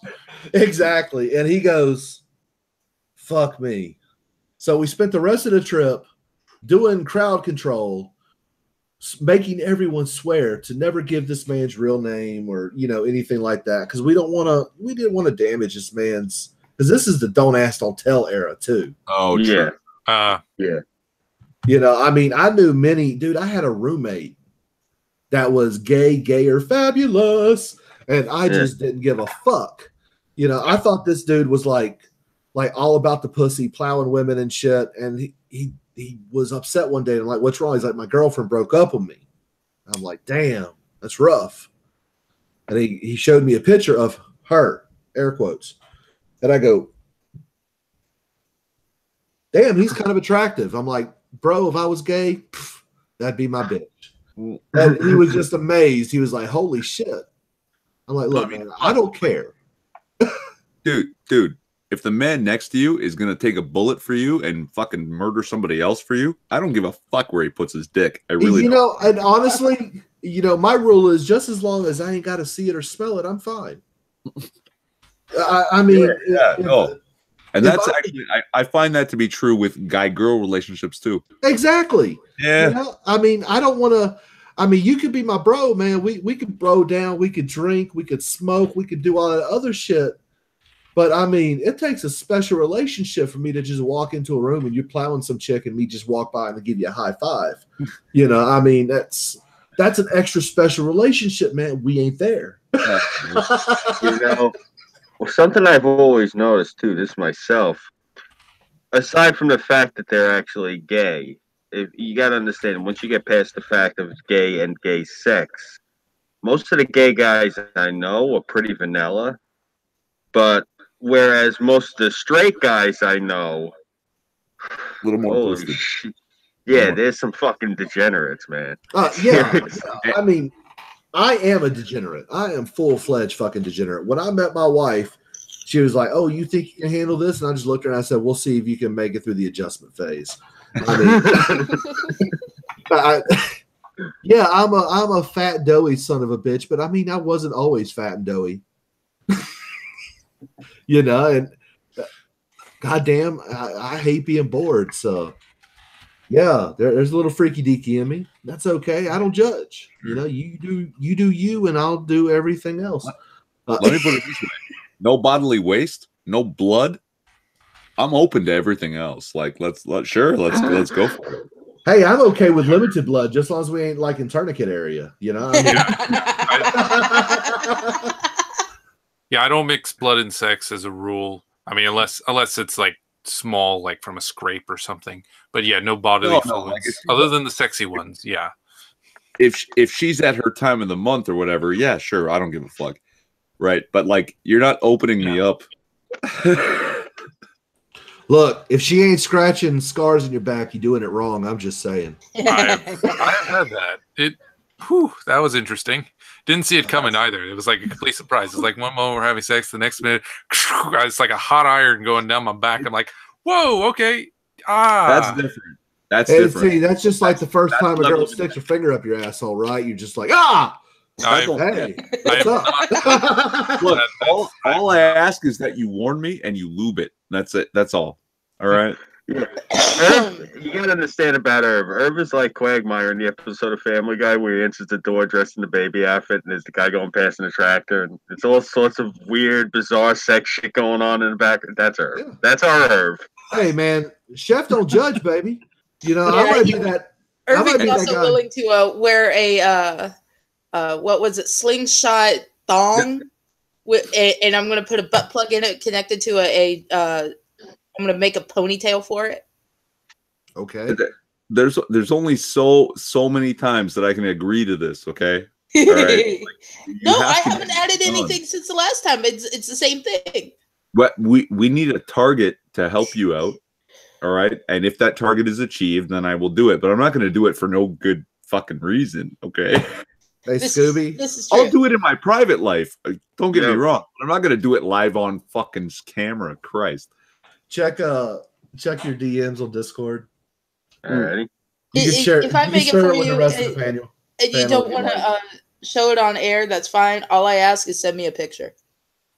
No, see, I can't even do that. You're gonna take screenshots of it. No, I won't. Seriously. Wink, wink. No, really. No, Irving hasn't disclosed. I don't know what's more disturbing. That or the fact that there's that shrine to Elvis also. Well, you know, okay, now that was taken at one of my friend's house in 1996. Just to let y'all know, I was appropriated trap culture long before it was popular.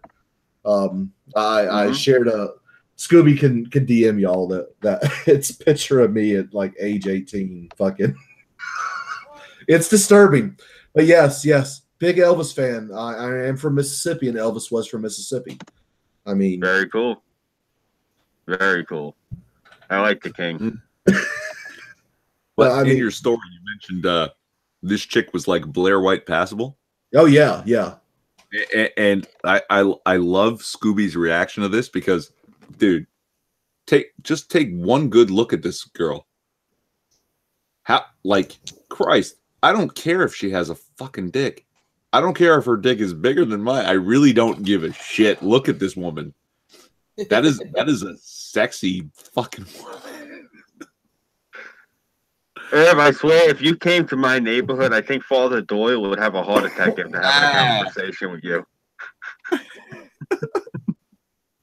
He don't know about Christianity. Look. Okay, I fuck Riley Dennis. Blair White is my white whale. Oh. Woo. Well, I think most people are like, yeah, Blair White's cool. Honestly, I wouldn't want to do anything sexually with Blair White, but I would definitely like to hang out with her and just shoot the shit. Yeah, she's great to take to a firing range. And honestly, I would love to talk to her boyfriend and just ask him, does he consider himself straight? Because he has admitted that he does identify as gay or bi. Yeah. So and I just want to know, hey, how do you feel about it? Because I know she identifies as a woman, but do you think if you're proper bi, if you're a proper bi if you're proper bi either way, a trans woman probably like The best of both worlds. like gold mine. Yeah. Yeah, I mean, because you got the bubage, you know, and the dudage. Yeah. And I just want to remind everyone that I am a strict top when it comes to this kind of thing. Okay, just Okay. That is important to bring up. Yeah. He's like, I'm not gay because you're the one sucking my dick. Yeah. No. The balls don't touch. We said no homo. I don't suck it. I just think you're selfish. Oh, definitely. I mean, okay, now I just look at all bi people as selfish. I mean, pick a fucking team. Or save some for the rest of us. Exactly. Well, I like Henry Rollins' take on it, right? That bi people just have it better in life. That anywhere they walk into, it doesn't matter. It doesn't matter what party you walk into. Is it mixed? Is it all girls? Is it all guys? You just walk in and you're like, yeah. They're just luckier. That's it. That's all it is. You know, if that works for you, it doesn't matter to me. I don't know, man. And part of it is I am a believer, and I believe in I do know what the purpose of life is. 42. 42, yeah. No, that is the numeric answer, but the actual wordage answer is to procreate and get paid. Yeah. Get paid, motherfucker. That's what it's about. That the procreation is part of the reason that I don't see myself having like a long-term relationship with a trans woman, right? Because I'd like to have kids at some point, and obviously, despite what the fucking SJWs will tell you about gender fluidity, no. Chromosomal males cannot have children. Yeah. Well, not until we get the artificial wombs ready. Well, they've already started developing those, but I still don't. There's two parts to that equation. You not only need a womb, you also need sperm and egg. So, I mean, you could buy the egg and you could get it fertilized, but I mean, someone's being left out of that. Well, yeah, exactly. As my friend on Facebook says,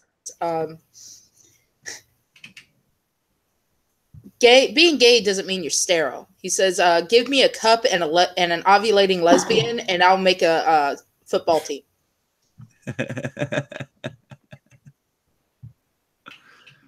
Honestly, now, some people's claim that the Earth is a bit overpopulated. I at points I do agree.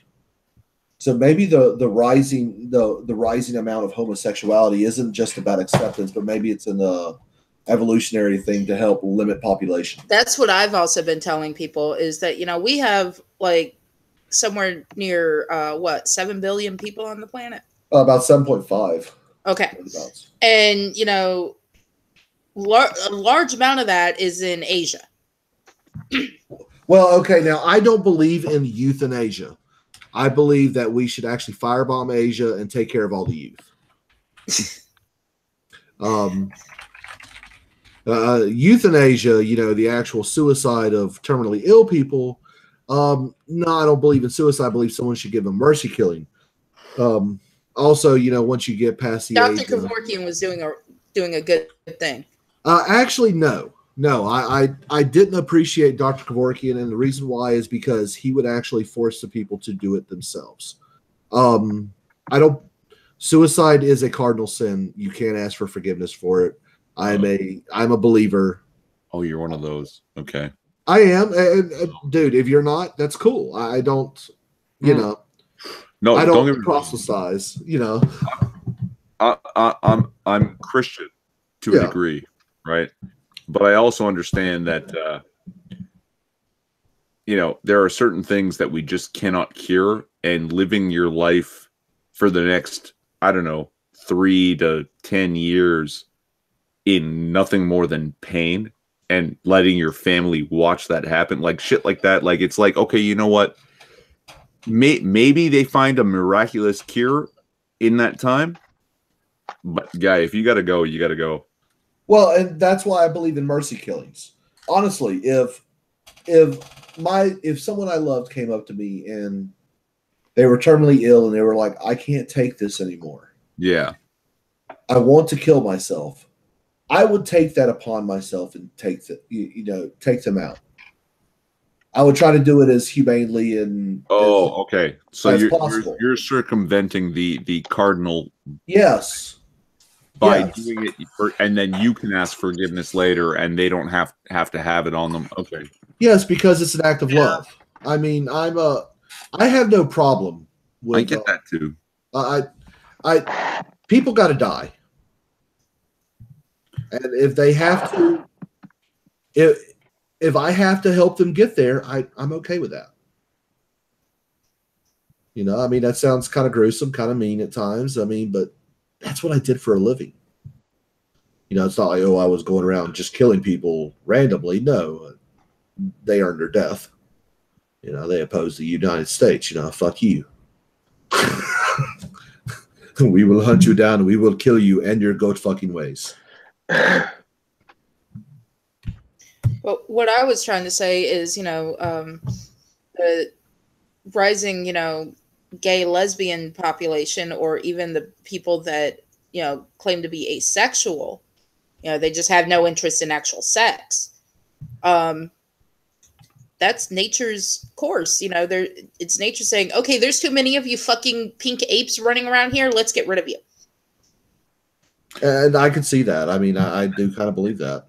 That's actually funny that something I meant to touch on this earlier. When you were talking about soy boys, what we don't have the same risk of death as we used to, say, even 200,000 years ago, 20,000 years ago. So hell, what we had 100 years ago.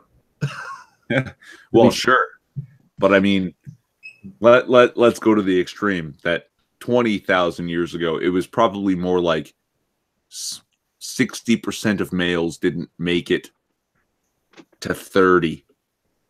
Yeah. Right.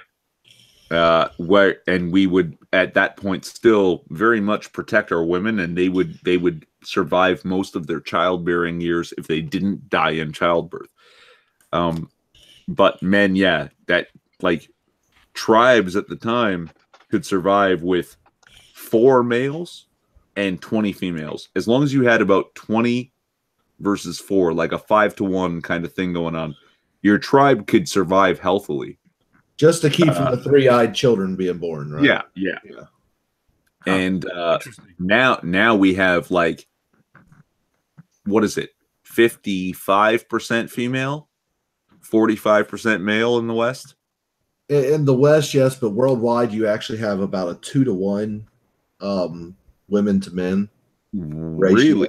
Yes, there's still more women than there are men. 2-to-1 though, like 2/3 of the population is female. Yeah. Globally? Yeah. Hold on. Yeah, please, Tyro, because that sounds way high, and that's a little high. Well, you know, if you think about China, I know they're probably dying more in the Middle East and Southeast Asia, but that sounds way too high. It's still 50-50 for global population. Oh, really? You may be thinking, okay, now there are more boys being born than girls. 107 boys for every 100 girls, but women live longer. So there are more men are born, but women live longer. But I would say, yeah, places like China and India, which do sex selection, you do have an imbalance. But here in the U.S., we have the opposite going on. Yeah. That apparently there's this thing among feminists, rad feminists, that they abort their baby boys and wait for a girl or try for a girl. Yeah. Who? I mean, well, they got to use artificial insemination, I'm assuming, because I don't think guys would get anywhere near that. I am not. Oh no.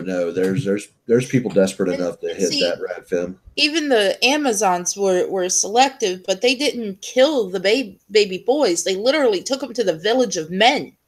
Yeah. That they were, you know, literally keeping sustained so that they could procreate. And, you know, they would drop the boys off and keep the girls. That's it. We take the rad femmes who want babies, and we make them mate with the incels. Boom. Big problem. Honestly, okay, no, I don't want to do that to the rad femmes because incels are usually just so disgusting automatically. Look, if you can't get laid by even the most desperate person, it's not society, it's you. Well, I think in the case of the incels, that it's the involuntary part that makes them silly to me. But I think in a lot of cases they don't try hard enough. They ask a couple girls, get turned down. They're like, "Oh my god, I'm an incel." No. There's actually a weird thing here. If you look at men's responses to women on, say, like OkCupid and Tinder and those, men have this thing about like it's a proper curve that they say certain women are not attractive. This is the average, and these are the super attractive women. You have a proper curve. But if you ask the women the same question on those same sites, right, the dating sites, they'll tell you that 80% of men are below average looking. And mathematically, we all know that's not possible. Yeah. But it just shows you the difference in standards, right? That men are like, okay, yes, this is an unattractive woman. This is a mildly attractive woman. And here are the super attractive women.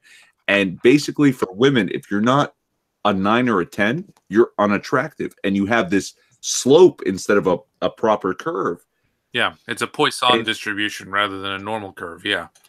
Yeah, that apparently women in hypergamy, that's calculable just based on looks and nothing else. Well, okay, now here's the thing.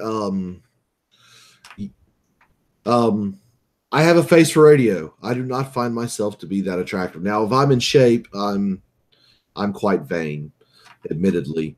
But you know what I have that most men my age don't have?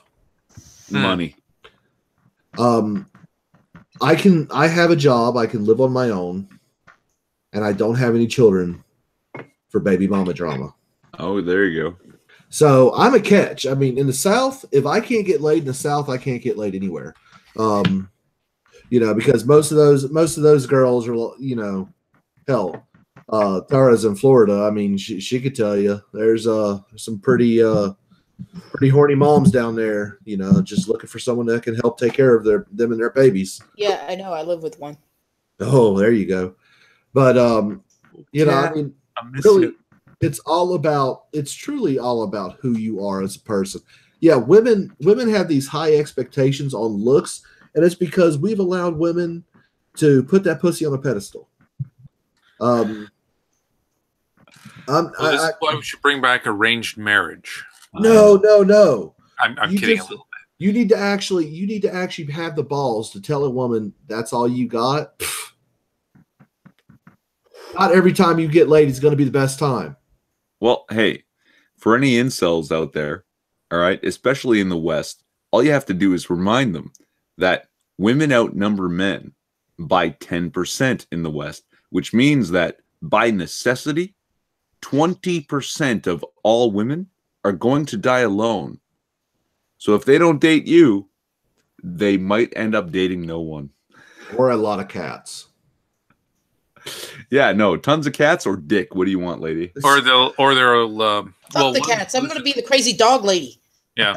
Well, the second wave feminists, we've actually already seen what happens when that occurs with the second wave feminists, because a lot of them delayed marriage or relationships for career. So they ended up hitting their 40s and they didn't have a man. So what a lot of them ended up doing is they took their money and they bought husbands from like the Caribbean and stuff. So that they hired essentially they hired black guys to be their boyfriends and knock them up essentially. That is what happened. It'll probably happen again.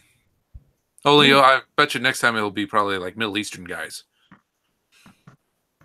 When the millennials hit 40s. You don't have to pay. They'll just break into your house and fuck you whether you want them to or not. Yeah. Just as long as there's not 4 people to say, yes, she was raped. It's perfectly fine.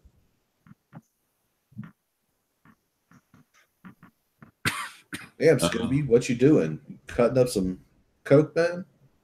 No, just corresponding. Ah, Yeah.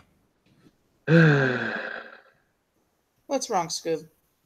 Oh, I'll tell you about it off air. Okay. Nothing too severe. Okay. So do you think we've killed the topics for tonight, or do we have anything else going on? Well, I was going to You ask you guys, said- what's your favorite sandwich? We mentioned sandwich making. Ah! I don't make sandwiches unless you can make it to where I don't walk afterwards. Wait, are we is Talking about sandwich sandwiches a still? sexual reference I'm not getting, or are we talking about sandwiches?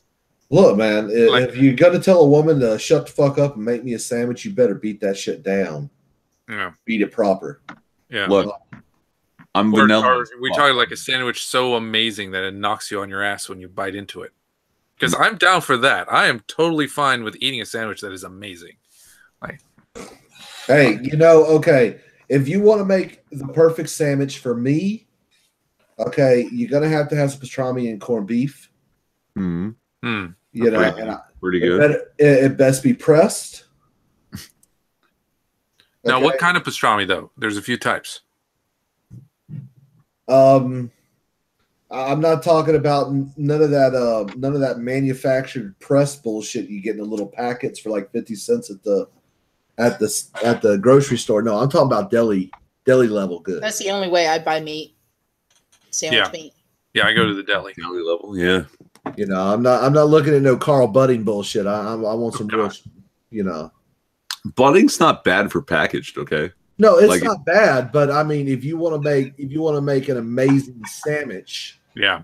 okay. Well, I have also gone to the meat sandwich meat aisle, and I actually buy the Hormel Selects, natural selects. They're actually really, really good. What? I can't imagine anything made by the people who do spam to be good. hey, it's spam actually is really- delicious. I can't stand spam, but yeah, Right. I get the Black Forest or the Honey Ham, Huh. and it's really good. Okay. But if you fry spam and you mix it in with some eggs, it's Oh. fucking amazing. Oh my god! I'll take your word for it, but I'm not going to try it. And, Yeah, I don't eat pig snouts and horse's ass. do you eat I- hot dogs? Nope, not unless they're all beef. Yeah. right. And I yes, only I eat do. kosher And yes, hot I do dogs. read the ingredients on the back. I eat kosher hot dogs. That's it. Like, You know what? If it doesn't run fast enough to get away, I'll eat it. well, hey, I mean that's not a bad mentality either. If the apocalypse hits, I will switch modes to that. But for right now, I can afford to have standards like boar's head. I like boar's head. I'm All right. Look. I eat Vienna sausages and swear they're delicious. Oh, you eat baby penises. Goddamn right. Delicious. Look, I used to work in the deli, and we had these fried something. I can't remember what they were, and I had to cook them up. And I put them out because we had to get rid of them. And people are like, "What are they?" And I would just smile and walk away because I worked in the kitchen. I didn't deal with the customers. And I'd look at my friend at Tarwin, and I'm like, "Go tell them what they're eating." Look, when it comes to sandwiches, sometimes I'm vanilla as fuck and so Canadian, all right? I want a nice everything bagel. I want okay. just like sliced ham, Swiss, mayo, and maybe some pickles. Okay? What kind of pickles? Bread and butter or dill? Straight, no. Proper kosher pickles from the Jewish deli. Okay? Oh, okay. All right. Yeah. Yeah. Fair. All right. Simple, but I can see that being tasty. I mean, it depends on the quality of the ham. You got to get the ham and the Swiss are going to make or break that. Absolutely. And Canadian Swiss is actually a joke compared to what you guys do in the US there. All right? Like, yeah, I'd love to get my hands on some Wisconsin Swiss. But You could also sometimes try imported Swiss. imported Swiss costs like 400% more than what our Canadian Swiss costs. It's ridiculous. True. Yeah. Well, that's because of tariffs. Sometimes I'm ethnic as all fuck, though. That what I want is like a thick, crusty fucking bread, prosciutto, provolone, all right, and nothing. That's the maybe some like badass green olives on the side, and then every once in a while if my sister makes it for me, because nobody else does it right. I don't know why. Again, same bread, but mortadella and Havarti. Oh, Havarti's good stuff. Yeah. Yeah, this one white person trope I do fall into is cheese. I love cheese. No one else in my family. Got any cheese? Yeah. In Canada, we don't do proper cheddar and Swiss, but apparently our Italian cheeses are pretty good. Cool. Okay. Obviously, you can't compare it to like Tuscany or Sicily, right? But compared to what they do in the U.S., yeah, we do a good job up here. Okay. Well, that's good to hear. I'm not a big fan of I'm not knocking New York. I see you leaning back like you're ready to breathe fire at me. Okay. All right. No. I'm good. I know New York is special. New York is special. It's like the short bus. Yeah. Oh, that was mean. But one of the best roast beef sandwiches I had was in New England. It's actually a place called New England Roast Beef. Their horseradish mayo was very good, very strong. I like a strong horseradish mayo. Most of the stuff you can buy in a store is very weak, and it's like, no, I want to taste the horseradish. Like I want to be crying at the end of this sandwich from how strong it is. But it was good. It was good, and the fresh, rare roast beef is the way to go. You got. I want it red. I want it dripping. Yep. Yeah, but I like your tasty Swiss provolone. Oh yeah. And I like my veggies. Lettuce, tomato. Sometimes pickles. Depends on my mood. But yeah, lettuce, tomatoes are always standby. Spinach too for a little extra flair. New York is actually one of the first places I tried arugula. It was okay. I tried some very fancy sandwiches when I was in New York. Like I remember one had like truffle oil and arugula, and like I forgot what the meat was. It was something fancy though. It wasn't bad. At that point, right? Yeah, it wasn't worth the money, that's for sure. Well, if you really want a good sandwich, just go down to New Orleans and order a muffalata. Well, of course, you got Katz's Deli. I loved Katz's Deli. I think that's still God. I forgot which one was my favorite from Katz's. I've had like 5 or 6 of them, and they were all really good. So we also have one in Houston. We have a Katz's Deli in Houston. I'm sorry, Scooby looks like he's gonna explode if he doesn't fucking get a word in here. Sure. No. I'm listening to everything. Yeah. I'm praising Katz's Deli. I think that's. Yeah. You know how good that is. Yeah. I go to both of them. I go to Katz's. I go to Carnegie Deli. If there's a line at one, I go to the other one. I'm not. It's not like Mets and Yankees with me. I don't care. Yeah. I just want to go to the Soup Nazi's place. Yeah, I don't think it's there no more. Well, because he was a soup Nazi. What do you expect? I will say that on the hot dogs thing. One exception I have to the kosher hot dogs, Gray's Papaya in New York. That is the Gray's Papaya hot dogs were the first time I had a hot dog, and I was like, my God, I love this hot dog. I've never had that reaction before, and that's like the only place where I'll eat like a normal hot dog. Probably get slathered. I like the caramelized onions as a topping. That was pretty good. I think that was my favorite. Yeah. So that's the one exception though. That's just like regular store-bought hot dogs. Nah. Because there's something Gray's Papaya does to their hot dogs that make it really good. Oh, that's right. And this popped up on my feed. Is a hot dog a sandwich? Yes. No, it's not. It's a fucking taco. No, it's a taco. A taco is a sandwich for Mexicans. No, taco's special. All right. I say no because the bun, the sides are connected. A sandwich, I think that a sandwich requires 2 individual slices of bread, not a thick bun that has a slice down the center. I don't think that's it's more that would be comparable to a pocket, a pita bread pocket. It's the same question as milk and cereal. It's the same question as milk and cereal. Is it a beverage, a soup, or a broth? If it's milk and cereal mixed, it is a soup. Fight me. Not a broth. A broth has to be derived from meat. If it is just milk, it is a broth and a grain. There's mushroom broth, baby. So don't say it has to be derived from meat. All right. Okay. All right. Then I'm wrong. All right. And milk comes from meat. Comes from meaty tits. All right. Okay. For it to be a broth, it has to have been cooked to create the broth. Oh, okay. So we've Keep eliminated meat. broth, but still, Okay. it's no longer a beverage. You can't call it a beverage now. No. But that's what I mean. Hot dogs, they're tacos. It's a wrap.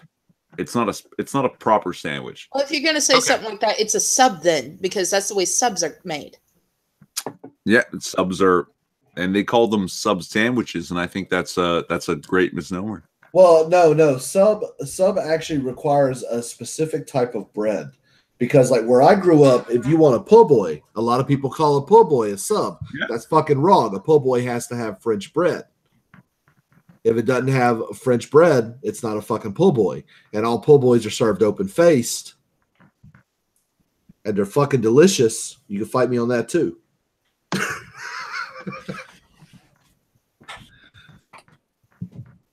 And the best holiday ever is Mardi Gras. Halloween, in my opinion, but I've never been able to go to Mardi Gras. Well, okay, 2 weeks before you start to fast, you know, you get a 2 week span to indulge in everything. Says pasteurized milk is technically cooked, so we're back to broth, baby. Oh man, you're right. You're right. I can't. Oh my god, no, stop it. Milk is cow broth. Oh god. We confused a lot of things with food, man. And I don't think it's a bad thing. Like I'm all for it, but God, we blurred our lines, baby. Let's embrace blurred lines. Yeah, I just posted that in my Discord. Milk is cow broth. I'll see how they react. Better question. Is there any animal you will not eat? Name an animal I won't eat. Human. I won't eat human. I wouldn't even go that far.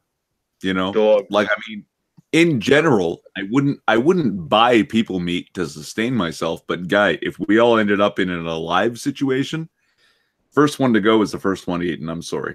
Backstraps are tasty. I'm just saying. Okay, all right, yeah. If it's survival, like if it's a choice between that or death, yeah, tastes like pork, right? Yeah, but if assuming choice, like dining or something like that, or something to try. Nope says he won't eat monkey. Honestly, depending on the situation, there's really nothing I wouldn't eat to survive. Yeah, monkey is actually pretty tasty though. Yeah, my main hesitation are diseases, because there are diseases that aren't eliminated by cooking. Stuff with prions, so like brains. Right. Yeah, avoid brains in general. And there are diseases in both monkeys and human meat that don't come out from cooking, because those animals have to be sick. Well, and you can't always tell if they're sick. Yeah, not always, but I mean, Yeah, I don't think. Well, evolutionary wise, we don't do cannibalism because we're not. We don't give very good calories. Our meat isn't particularly tasty. Cannibalism is generally bad for you, right? Yeah. That it should not be your primary food source. Well, mad cow disease that came from cannibalism. Mad cow disease in the UK was actually from they were grinding cow bones and added it into the meal for the cows, and that's what caused mad cow disease. Right. You actually have a similar disease from sustained cannibalism of human meat. Oh, for sure. But I'm also under the impression that there had to be a sick cow involved to infect those cows and then infect a person. No, it was the actual consumption of cow flesh or cow bone that actually caused it, because cows are herbivores. They're not omnivores. Right. To begin with. So there was already a part of the bone meal that they could not process. And they could not filter. Prion problem in the brain? Yes.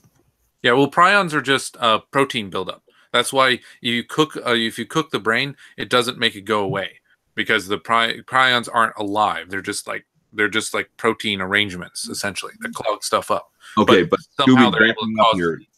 You're not going to give up on fucking sheep brain, right? No, I'm not going to eat a sheep brain. No, it's too risky. Oh no, but I'm asking Scooby if he's going to give it up or no, because I'm not. You know, once, twice a year, maybe. Oh, what, you mean guy myself? Yeah. I don't think I'm gonna give it up, man. I mean, Yeah, look, that's fine. If you want to take the risk, go ahead. I have certain lines that's like, yeah, but in general, evolutionary wise, in terms of our diet, there are certain species where if they eat themselves, it's bad for them. Now, some species can get away with it, like fish. Fish can eat each other, and even their same ones, and they're fine. I think it was simpler organisms can eat their same species and be okay. When you start getting more complicated, it starts becoming a bad idea. Yeah. But even then, I think eating people, if the individual people don't have Creutzfeldt Jacobs, you're not going to get Creutzfeldt Jacobs from eating people. Yeah, I don't think so. But yeah, in a survival case, I remain pretty flexible. But I'll be completely honest with you. If there weren't those drawbacks in place, I'd have no problem barbecuing up some of these SJWs. Me either. Oh man, there you go. There you go. Yes. You know, honestly, I haven't found an animal yet that I would not eat, and I've been in the Philippines and I've ate balut. Oh, that's on my. Okay, I've got a bucket list of things. Balut is on there. I actually have a friend who absolutely hates the fact that I want to try balut because it's disgusting.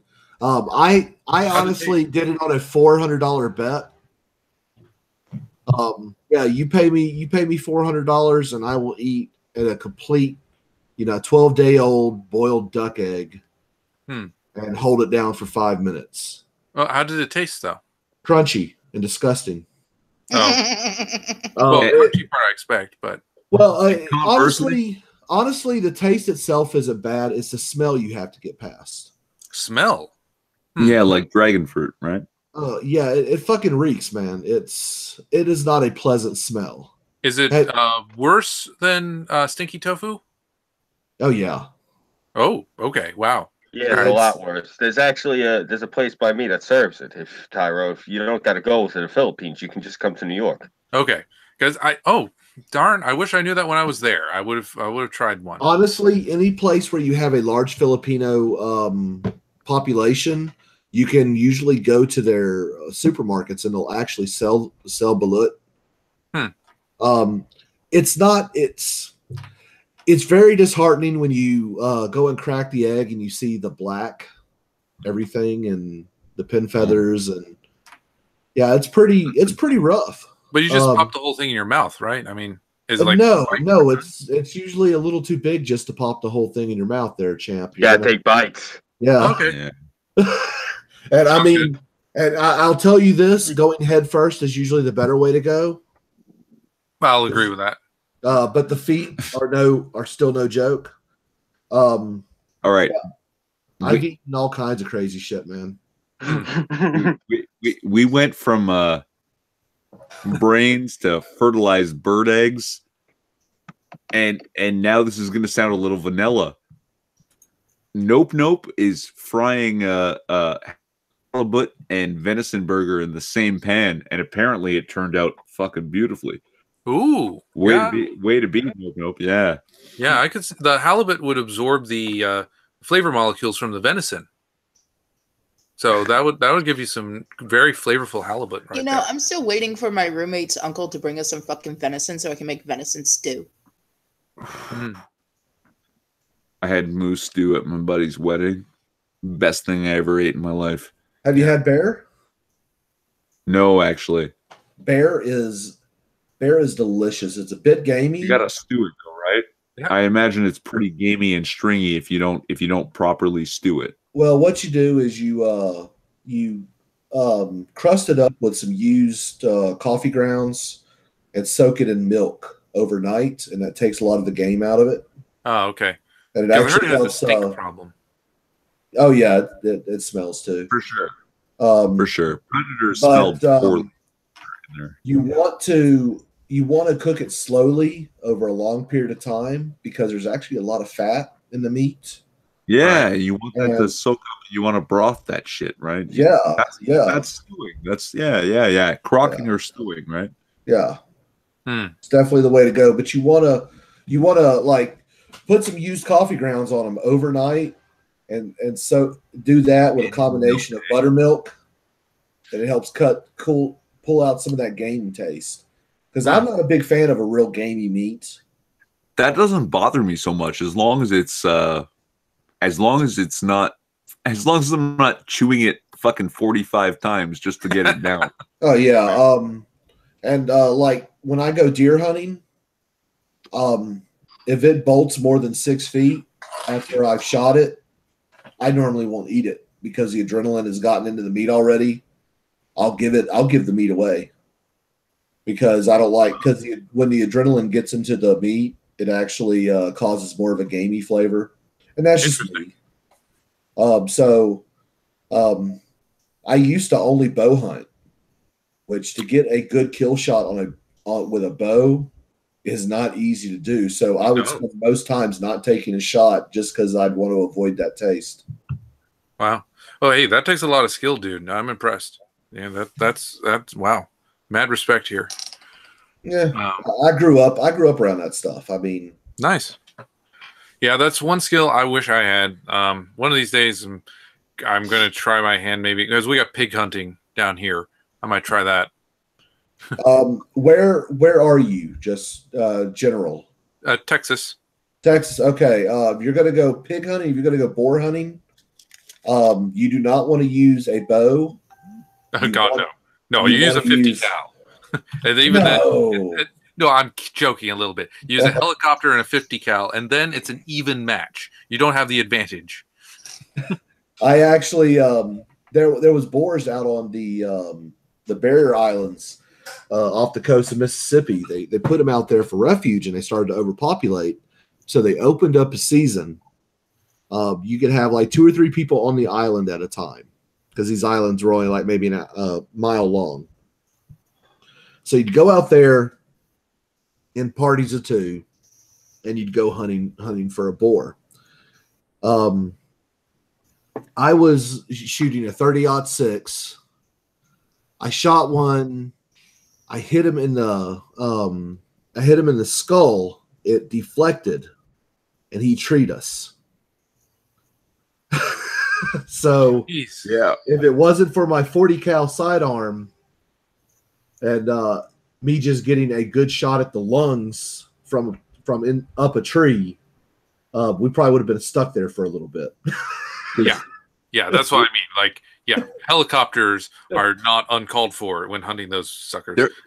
I hit one with my car once, not like full on, but I was getting on one of the highways near where I live, and we've got a bit of a problem with them. And the thing just glancing blow under my passenger side tire.